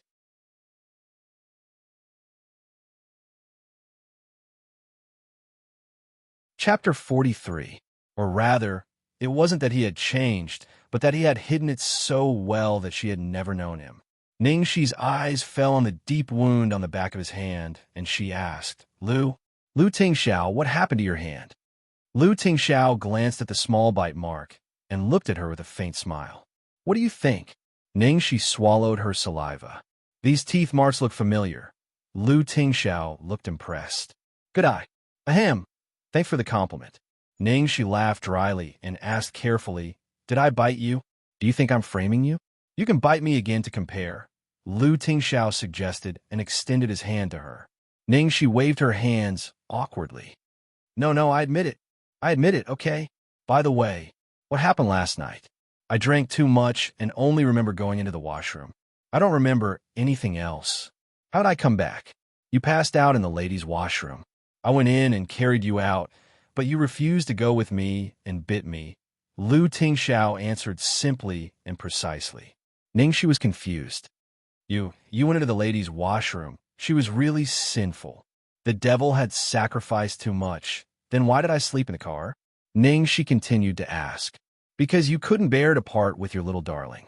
Lu Tingxiao emphasized the word little darling. Ningxi glanced at the Adonis that she had admired for a long time and immediately believed Lu Tingxiao's words. I'm really sorry to have caused you trouble. Ningxi apologized weakly. She felt really bad that so many things had happened on the second night. Lu Tingxiao didn't respond to her, but asked an irrelevant question.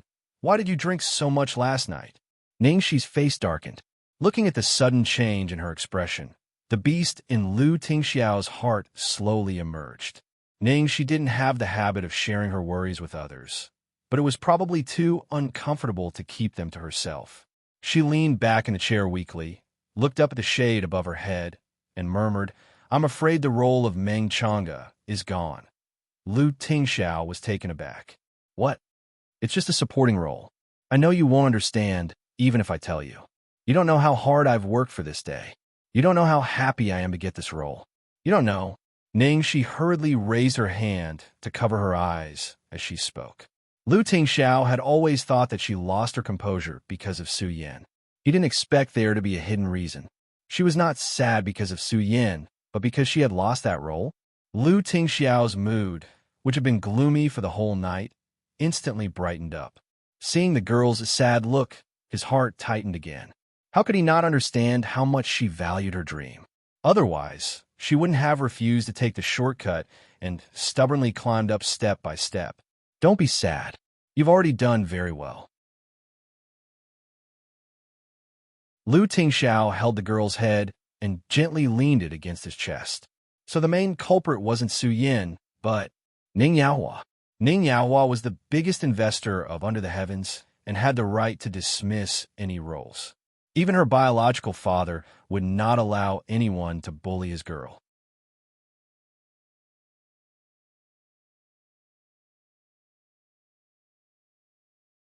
Chapter 44. After Xianxia calmed down, she realized that she had been crying in Lu Tingxiao's arms for half an hour. What the hell? She hadn't cried in 5 years, except when it was necessary for filming. I'm sorry. I dirtied your shirt.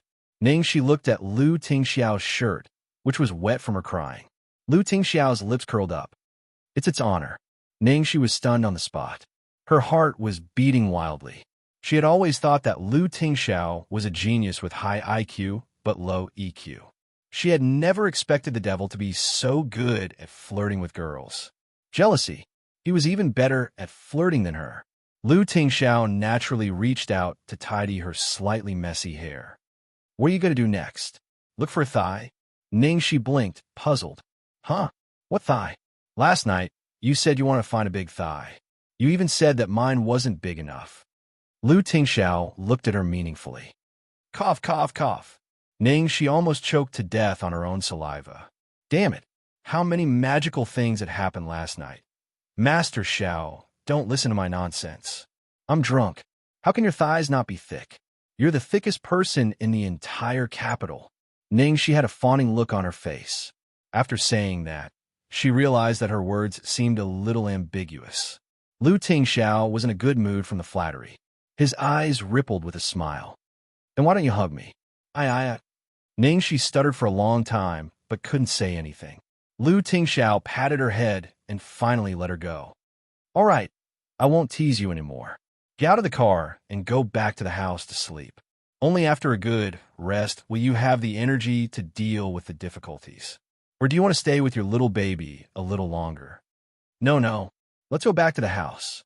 Xianxia naturally couldn't wait to get out of the car. After getting out of the car, Lu Tingxiao stood by the car door and suddenly stopped moving. She scratched her head. What's wrong?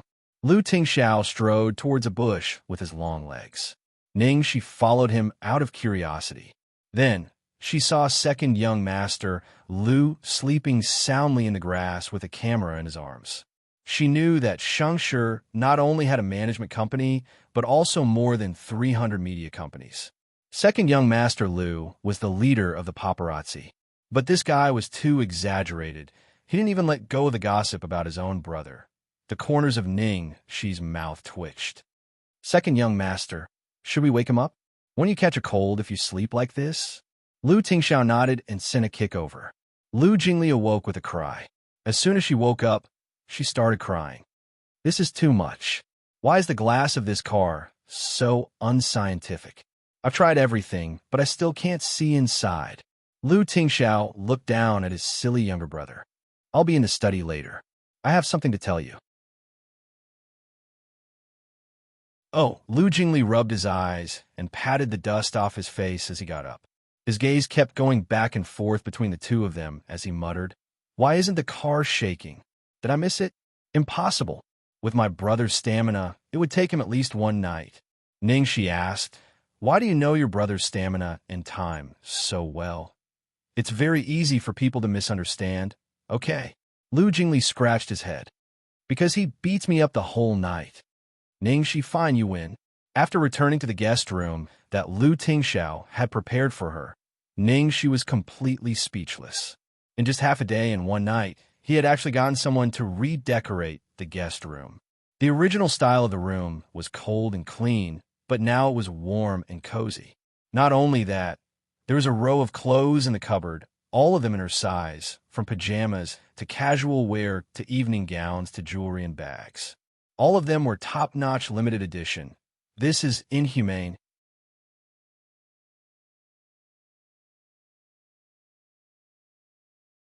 Chapter 45. What? Are you not satisfied? Lu Tingxiao stood behind her. She held her forehead. It's not a question of satisfaction. Then what is it? Boss Lu, call me by my name. Fine, Lu Tingxiao. Don't you think you are too nice to me? So nice that she couldn't help thinking about it. You finally know that I am nice to you. Lu Tingxiao looked at her as if she had learned something.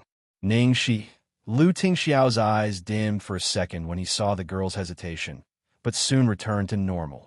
You saved Xiao Bao, and Xiao Bao may need your help for a long time in the future. What's wrong with me being nice to you? Lu Tingxiao paused, and then looked at her. Or, do you want me to repay you in other ways? It turned out that she was overthinking. Ning, she finally felt relieved. She quickly waved her hand and said, No, no, it's fine like this, it's fine. As for other ways of repaying him, he could forget about it. How could a person like Lu Tingxiao belong to the same world as her? If he knew her dirty past, he might not even let her see Xiao Bao again. It's still early. Take a rest and come downstairs for breakfast. Okay. After Lu Tingxiao left, Ning, she lay on the big comfortable bed, not sleepy at all. How could a person who was waiting for the bad news fall asleep? Even if the directors were very satisfied with her, could she withstand the pressure from the investors? She couldn't sit still anymore. Ning, she turned over and sat up. She turned on the computer and logged in to SN. Are you there? Dirty Demon King. Hey, Superstar Ning. Why are you looking for me? Do you have money? Can you lend me 8 million? Dirty Demon King, what happened? Can you not ask for the reason? Dirty Demon King. I just invested the money in a winery. It may take some time. How long will it take? Dirty Demon King. 3 days. Thank you, she said. Oh, honey, this is the first time you have asked me. When are you going back to China? I'll pick you up. Filthy Demon King. Ningxi, you are so heartless. Looking at the darkened portrait of the Demon King, Ning, she felt suffocated. If she wasn't forced to, she didn't want to owe anyone a favor, especially when this person was someone she used to date. She knew that her method of equivalent exchange had hurt the other party's feelings, but she had no choice. She no longer had feelings, and she didn't want to have them either. As for why she didn't borrow from Lu Tingxiao, it was because she already had enough connections with the Lus.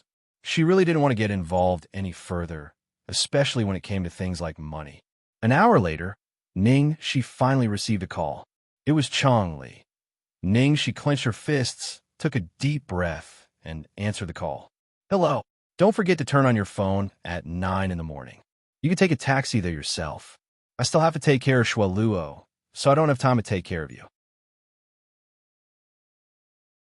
Since you're so capable, you don't need me. Chong Li was still as sharp as ever. The only difference was that her tone today was especially bad, as if she owed her 8 million yuan. What? Turn it on? Ning, she was stunned. Did you sleep too much? Hurry up, you can't be late on the first day. Chong Li's tone was impatient, and she hung up the phone directly. Ning, she held the phone, unable to come back to her senses. What was going on? She wasn't replaced? Ning, she climbed out of the bed, paced around the room, and finally dialed the director's number. Hello, Director Gua. Sorry to disturb you so early. I have something to ask you. You want to ask about Chairman Ning's plan to replace you, right? Yes. Ning, she's heart tightened. Ning Yaohua really want to talk to her.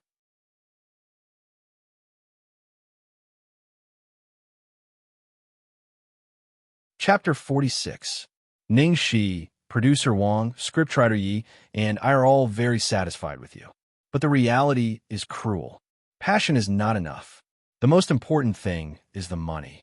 Sometimes we can't decide the roles. Who has the final say? The one who pays the most money has the final say. Hearing this, Ning Shi's heart gradually sank to the bottom. Was she still replaced? Then why did Chong Li tell her to shoot the movie? Chairman Ning did come to me last night. He thought you were a newcomer and didn't agree to use you, but Guo Qixing paused.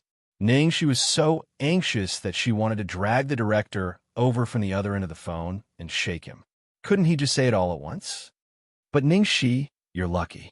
Another investor is very optimistic about you and said that Meng Chang'e must have you. Do a good job. Really? Ning Shi's heart skipped a beat again. Don't be too excited. She felt that she had been fooled by the director. Director Gua, you did it on purpose, didn't you? You almost scare me out of my wits. Ha ha. Young people are so impatient. Can you give me a definite answer? Have I been swapped or not? No. That investor invested 50 million yuan. It's the total investment of the Ning family in Starlight. So he has the final say. Aren't the only investors of this movie the Ning family in Starlight? Why is there another one? Ning, she felt strange. It's just an additional investment. You'll know later. Guo Qixing said in high spirits. Suddenly, there was an additional investment of 50 million yuan. Now, it was a big investment of 100 million yuan. And Ning Shi, who he was most satisfied with, was no longer replaced by an investor who didn't know the market. How could he not be happy? Okay, thank you, director. Ning Shi hung up the phone. Suddenly, the door was pushed open with a squeak. It was the sleepy little bun. Ning Shi screamed happily and then rushed over to hug the little bun and kissed her hard. Baby, you're really my lucky star. Every time, he would save me from danger. Outside the door, the devil looked at his son who was kissed passionately by the girl. It was his credit, but forget it. Looking at the girl's bright smile, nothing mattered. Lu Tingxiao walked over. Why are you so happy? Ning Shi held the little bun, who was dazed by her sudden enthusiasm. Just now, the director told me that I won't be replaced. The biggest investor of this show likes me very much. Is that so? Congratulations. Lu Tingxiao congratulated him in a serious manner. Ning Shi thought and touched her chin. But the director didn't tell me who the investor is. Anyway, he must be a very, very good taste, very, very handsome man. Lu Tingxiao chuckled. You really think so? Of course. Ning Shi looked protective and then suddenly thought of something. In this case, I may have to shoot during the day and sometimes at night. What about Xiao Bao? Lu Tingxiao didn't reply. Instead, he looked at his son. After being passionately kissed and hugged by Ning Shi, Xiao Baozi was in a very good mood. Even after hearing the bad news, he still had a happy expression on his little face. Then, he ran to his room. Ning Shi thought he was going to lock her up again and was nervous. She didn't expect him to come back quickly with a writing board in his hand. On the writing board was written, Fight. Ning. She was so touched that she was about to cry. Thank you, baby. You're really my angel. Lu Tingxiao looked at the big and small hugging each other. His gaze was gentle like never before.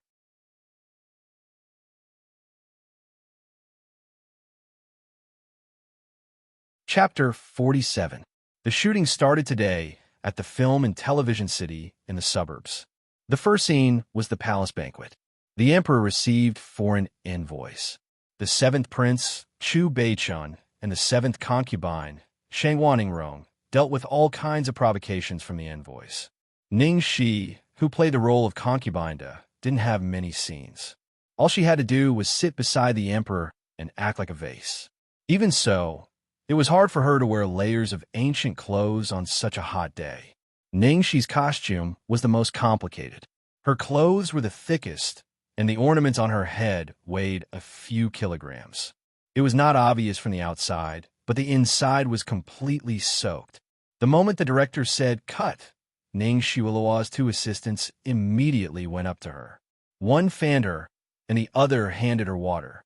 The chair was also covered with ice cushions. Ning Shi didn't have any assistants. She didn't even have water to drink after the shooting. She still had scenes to shoot, so she could only unbutton her collar to get some fresh air. Everyone was praising Ning Shilua's performance, including the director. However, he turned around and watched Ning Shi's scenes again and again. Although she didn't have any lines and there were only a few scenes, the look in her eyes was perfect. It was enchanting, lazy, bored, and disdainful because she was going to destroy the country with her own hands. Good, he could finally rest assured. At this time, Xiao Li, the stage supervisor, suddenly shouted excitedly, "Ms. Ning, your boyfriend is here to visit you." Of course, he was calling Ning Shilua. Su Yan walked over in casual clothes, followed by two subordinates. They were carrying a big box and giving out ice cream to everyone. Wow, it's Haagen-Dazs. Thank you, Mr. Su. Ms. Ning is so lucky. Her boyfriend came to visit her on the first day. Oh my God, it's so unfair. Food can't stop you from talking. Ning Shilua pouted and walked to Ning Shi with a box of ice cream. Junior sister Ning, have some too. Thank you. Ning Shi took it politely. Every time this woman appeared in front of outsiders, especially Su Yan, she had to pretend to be an angel. She was not tired, but she was tired of watching. Fortunately, acting was her profession, so she did not mind acting with her. After returning to her seat, Ning Shilua looked at Su Yan. She wanted to say something, but stopped on second thought. In the end, she said hesitantly, Brother Yin, I'm a little worried about Xiaoxi. Hmm? What's wrong with Xiaoxi? Su Yin immediately asked. Wasn't it the opening party last night? My dad also came and met Xiaoxi. I don't know what Xiaoxi said to Dad, but he was so furious that he wanted to change her role. How could this be? Su Yin frowned. I don't know either. When I arrived, I only saw Dad's face turning green from anger. What happened next? Xiaoxi doesn't seem to have been replaced. Su Yin took a look at Ningxi. Although the girl was sweating profusely, she was still reading the script carefully. Under the sun, her little face, although embarrassed, was extremely dazzling. Ningxi continued as if she was in a dilemma. My dad called the crew that night, and they agreed on the phone that they would replace Xiaoxi. But unexpectedly, the next morning, someone suddenly anonymously invested 50 million yuan in this film. The only requirement was that she must be the second female lead. I'm worried. The more Su Yin listened, the angrier he became. Finally, he said seriously, I know Xiaoxi. She would never do that kind of thing. Brother Yin, you're too naive. What kind of place is the entertainment circle? How could anyone who entered this circle not change? I'm lucky because I have Dad and you to support me. But Ningxi, she quarreled with her family and refused to accept our help. Don't you know what a powerless and beautiful girl will encounter in the entertainment circle? Ningxi, someone is looking for you. At this time, the floor's supervisor suddenly shouted inside in a strange tone. For a moment, everyone's eyes were on him, because it was too eye-catching. Red roses, an overwhelming number of red roses were brought in one after another.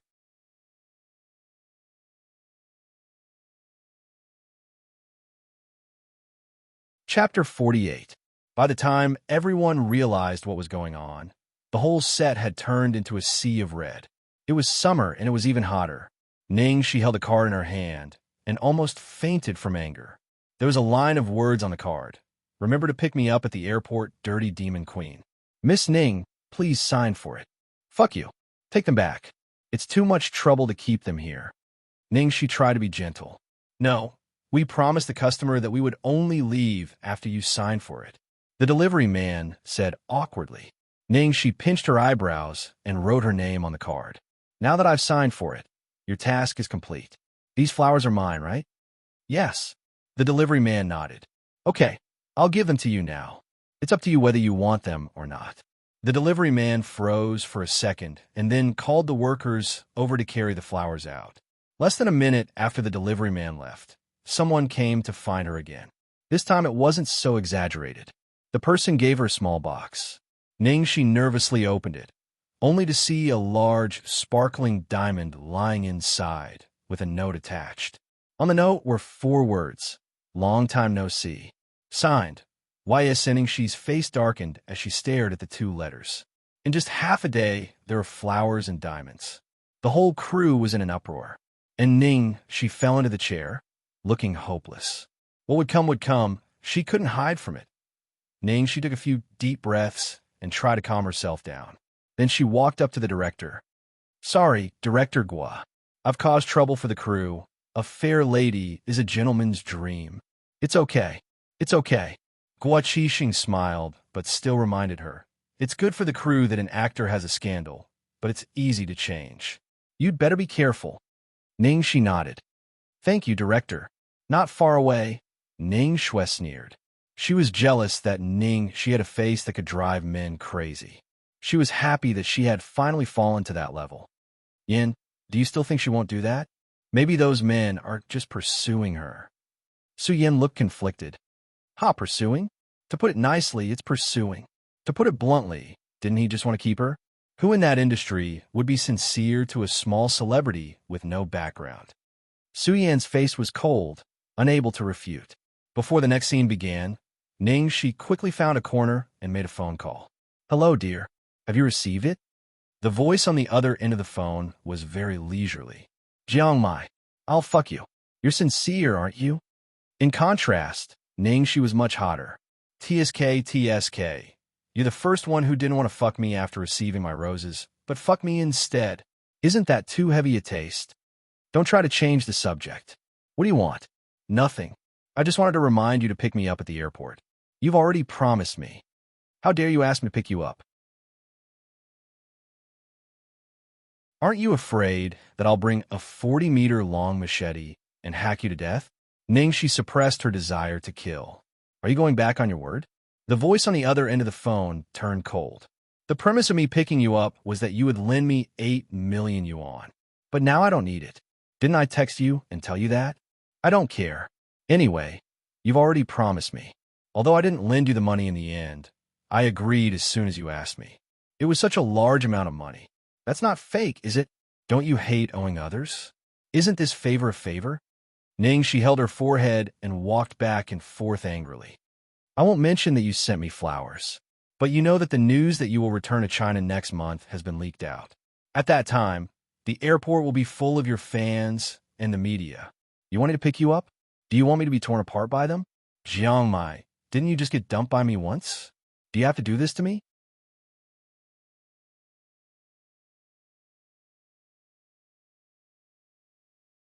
Chapter 49.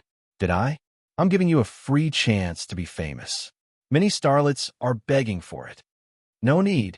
Okay, if you don't come, I'll tell the whole world that you dumped me. Anyway, I don't care about losing face. I want justice for me. The person on the other end of the phone said in a fearless tone. Xianxia was about to explode. The stupidest thing she had ever done in her life was to provoke Xianxia, the scourge. Do you think I can't deal with you? Xianxia slowly raised the corner of her mouth and chuckled. Okay, I'm going to pick you up, right? Damn it. Don't regret it then. Xianxia was actually fine. It was the first time for him to be dumped, and he wanted to make trouble.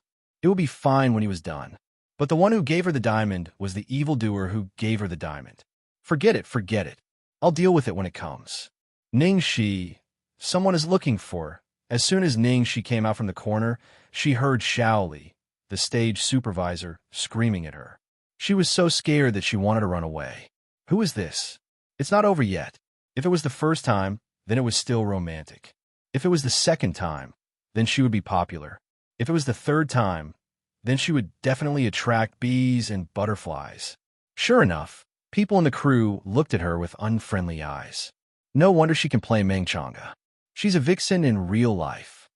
Can she handle so many men? What do you know? She must be enjoying it. I really thought she got the position with her strength. It turns out she's relying on cozies, and so many cozies at once. How could it be with her strength? She just behaved like a vase. Miss Xiaoxi, are you all right? This time, it was a timid little girl. Seeing Xianxia's pale face, she thought she had done something wrong and was very nervous. Facing such a girl, Xianxia couldn't vent her anger no matter how angry she was. I'm fine. What can I do for you? I'm here to deliver something. As the little girl spoke, she opened a white thing that looked like an incubator. Suddenly, layers of cold white steam came out of it. Then, she saw 3 bottles of red, yellow, and green juice inside. This is... The corner of Xiaoxi's mouth twitched.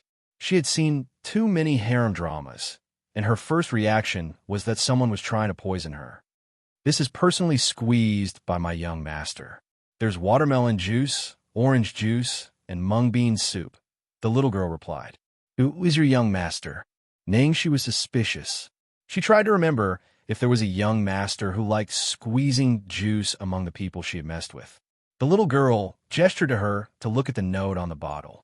Xianxia took it off and saw an English word written on it. Fike. There was also a heart drawn behind it.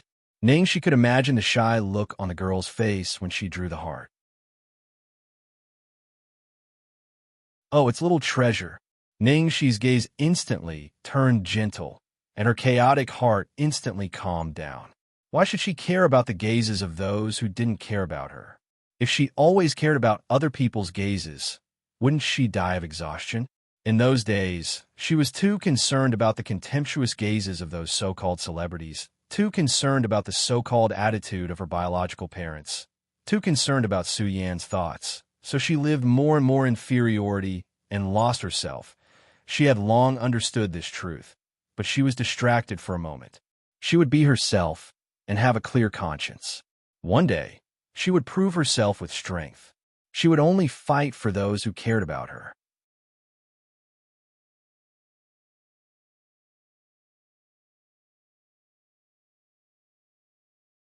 Chapter 50. Put it down and thank your young master for me. Ningxi took out her cell phone and sent a text message to Xiao Bao. The crew seemed to be busy with their own things, but in fact, they were all staring at Ningxi, curious about what she had sent this time. They seemed to see 3 bottles of fruit juice. For the first time, Ningxi returned the rose. For the second time, Ningxi didn't seem to be surprised. But this time, Ningxi had a happy expression and was still happily texting. Well, was the juice filled with diamonds? Just as they were thinking about this, they saw Ningxi raise her head and gulp down the juice bottle after bottle. They finally figured it out. The person who sent the juice must be the richest. In a sense, these people's guesses were quite correct. After drinking the juice and mung bean soup, Ningxi was full of energy and went on stage again. At the same time, Lu Tingxiao, who was on vacation with his son at home, heard his cell phone ring. There was a new text message from Ningxi. Lu Tingxiao clicked on it, and the corners of his mouth curled up. Baby, thank you for the juice and mung bean soup. Super delicious. Xianxia. Lu Tingxiao looked at it for a long time before he waved to his son, who was staring blankly out of the window. Xiao Bao, come here. Xiao Bao ignored him. Lu Tingxiao sighed. There's a text from your Aunt Xiaoxi.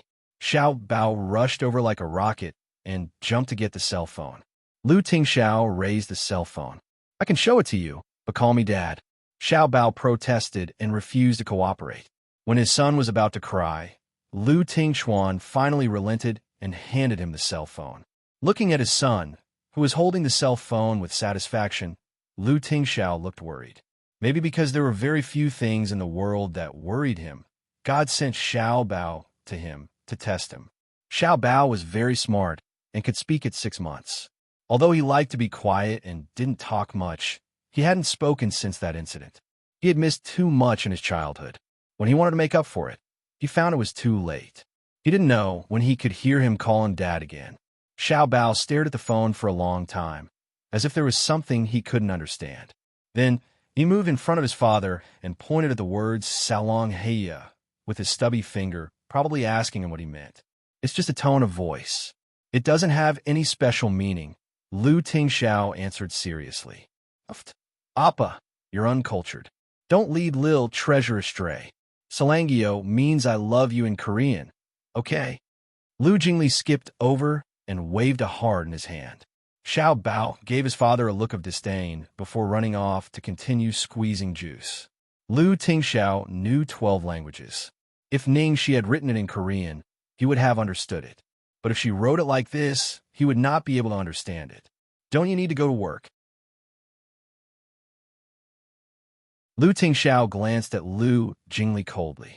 Lu Jingli immediately moved a chair and sat in front of him excitedly. Boss, I have something very important to report to you. Lu Tingxiao was too lazy to open his mouth. He looked like he was ready to fart. Lu Jingli waved his hands excitedly. Do you know what news I just received? Today, little Cece's admirer went to the set and gave her a gift. That was the juice and mung bean soup that Xiao Bao gave her. Lu Tingxiao looked calm. I know, but before Xiao Bao gave her something, someone else also gave her something, and it was 2 people. One gave her a whole set of red roses, and the other gave her a 10-carat diamond. Lu Tingxiao's face gradually became cold. The hot summer was very cooling.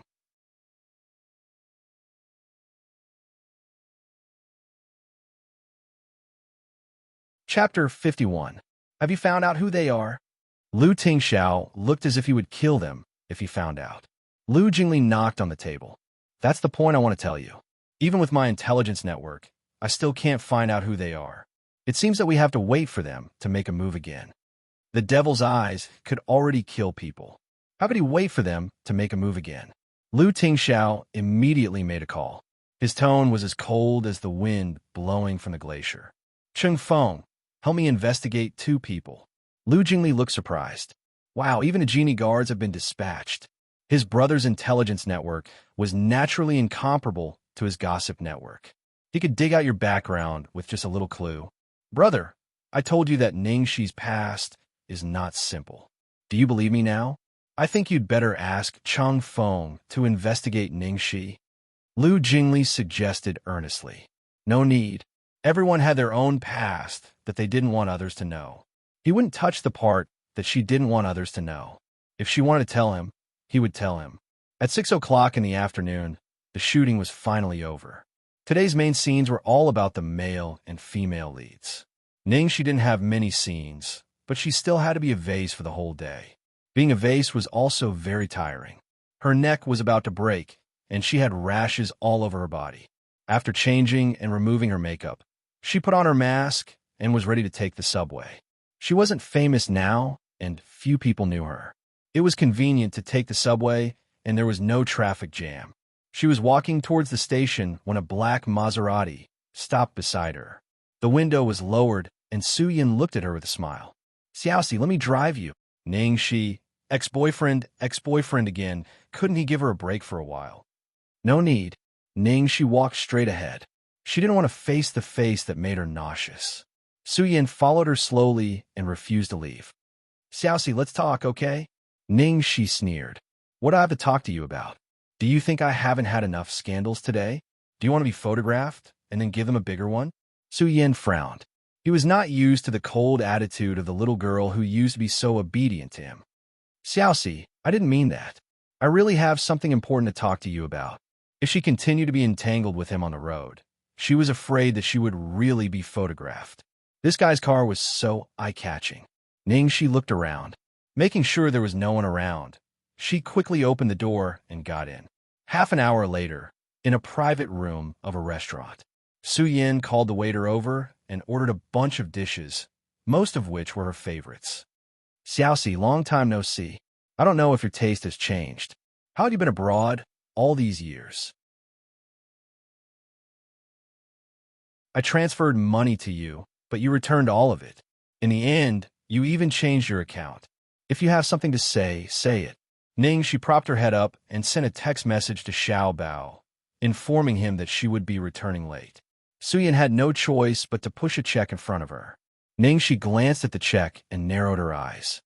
"What do you mean?" Su Yin looked at her sternly.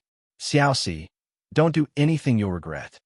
She put down her cell phone and looked at him with a faint smile. "Oh, tell me, what did I do?" "Then tell me, how did you get this role?" Su Yin suddenly said seriously, "You're tuning in to the Eternal Immortal Ballad YouTube channel. Don't forget to subscribe and join us on this journey to catch the most captivating stories.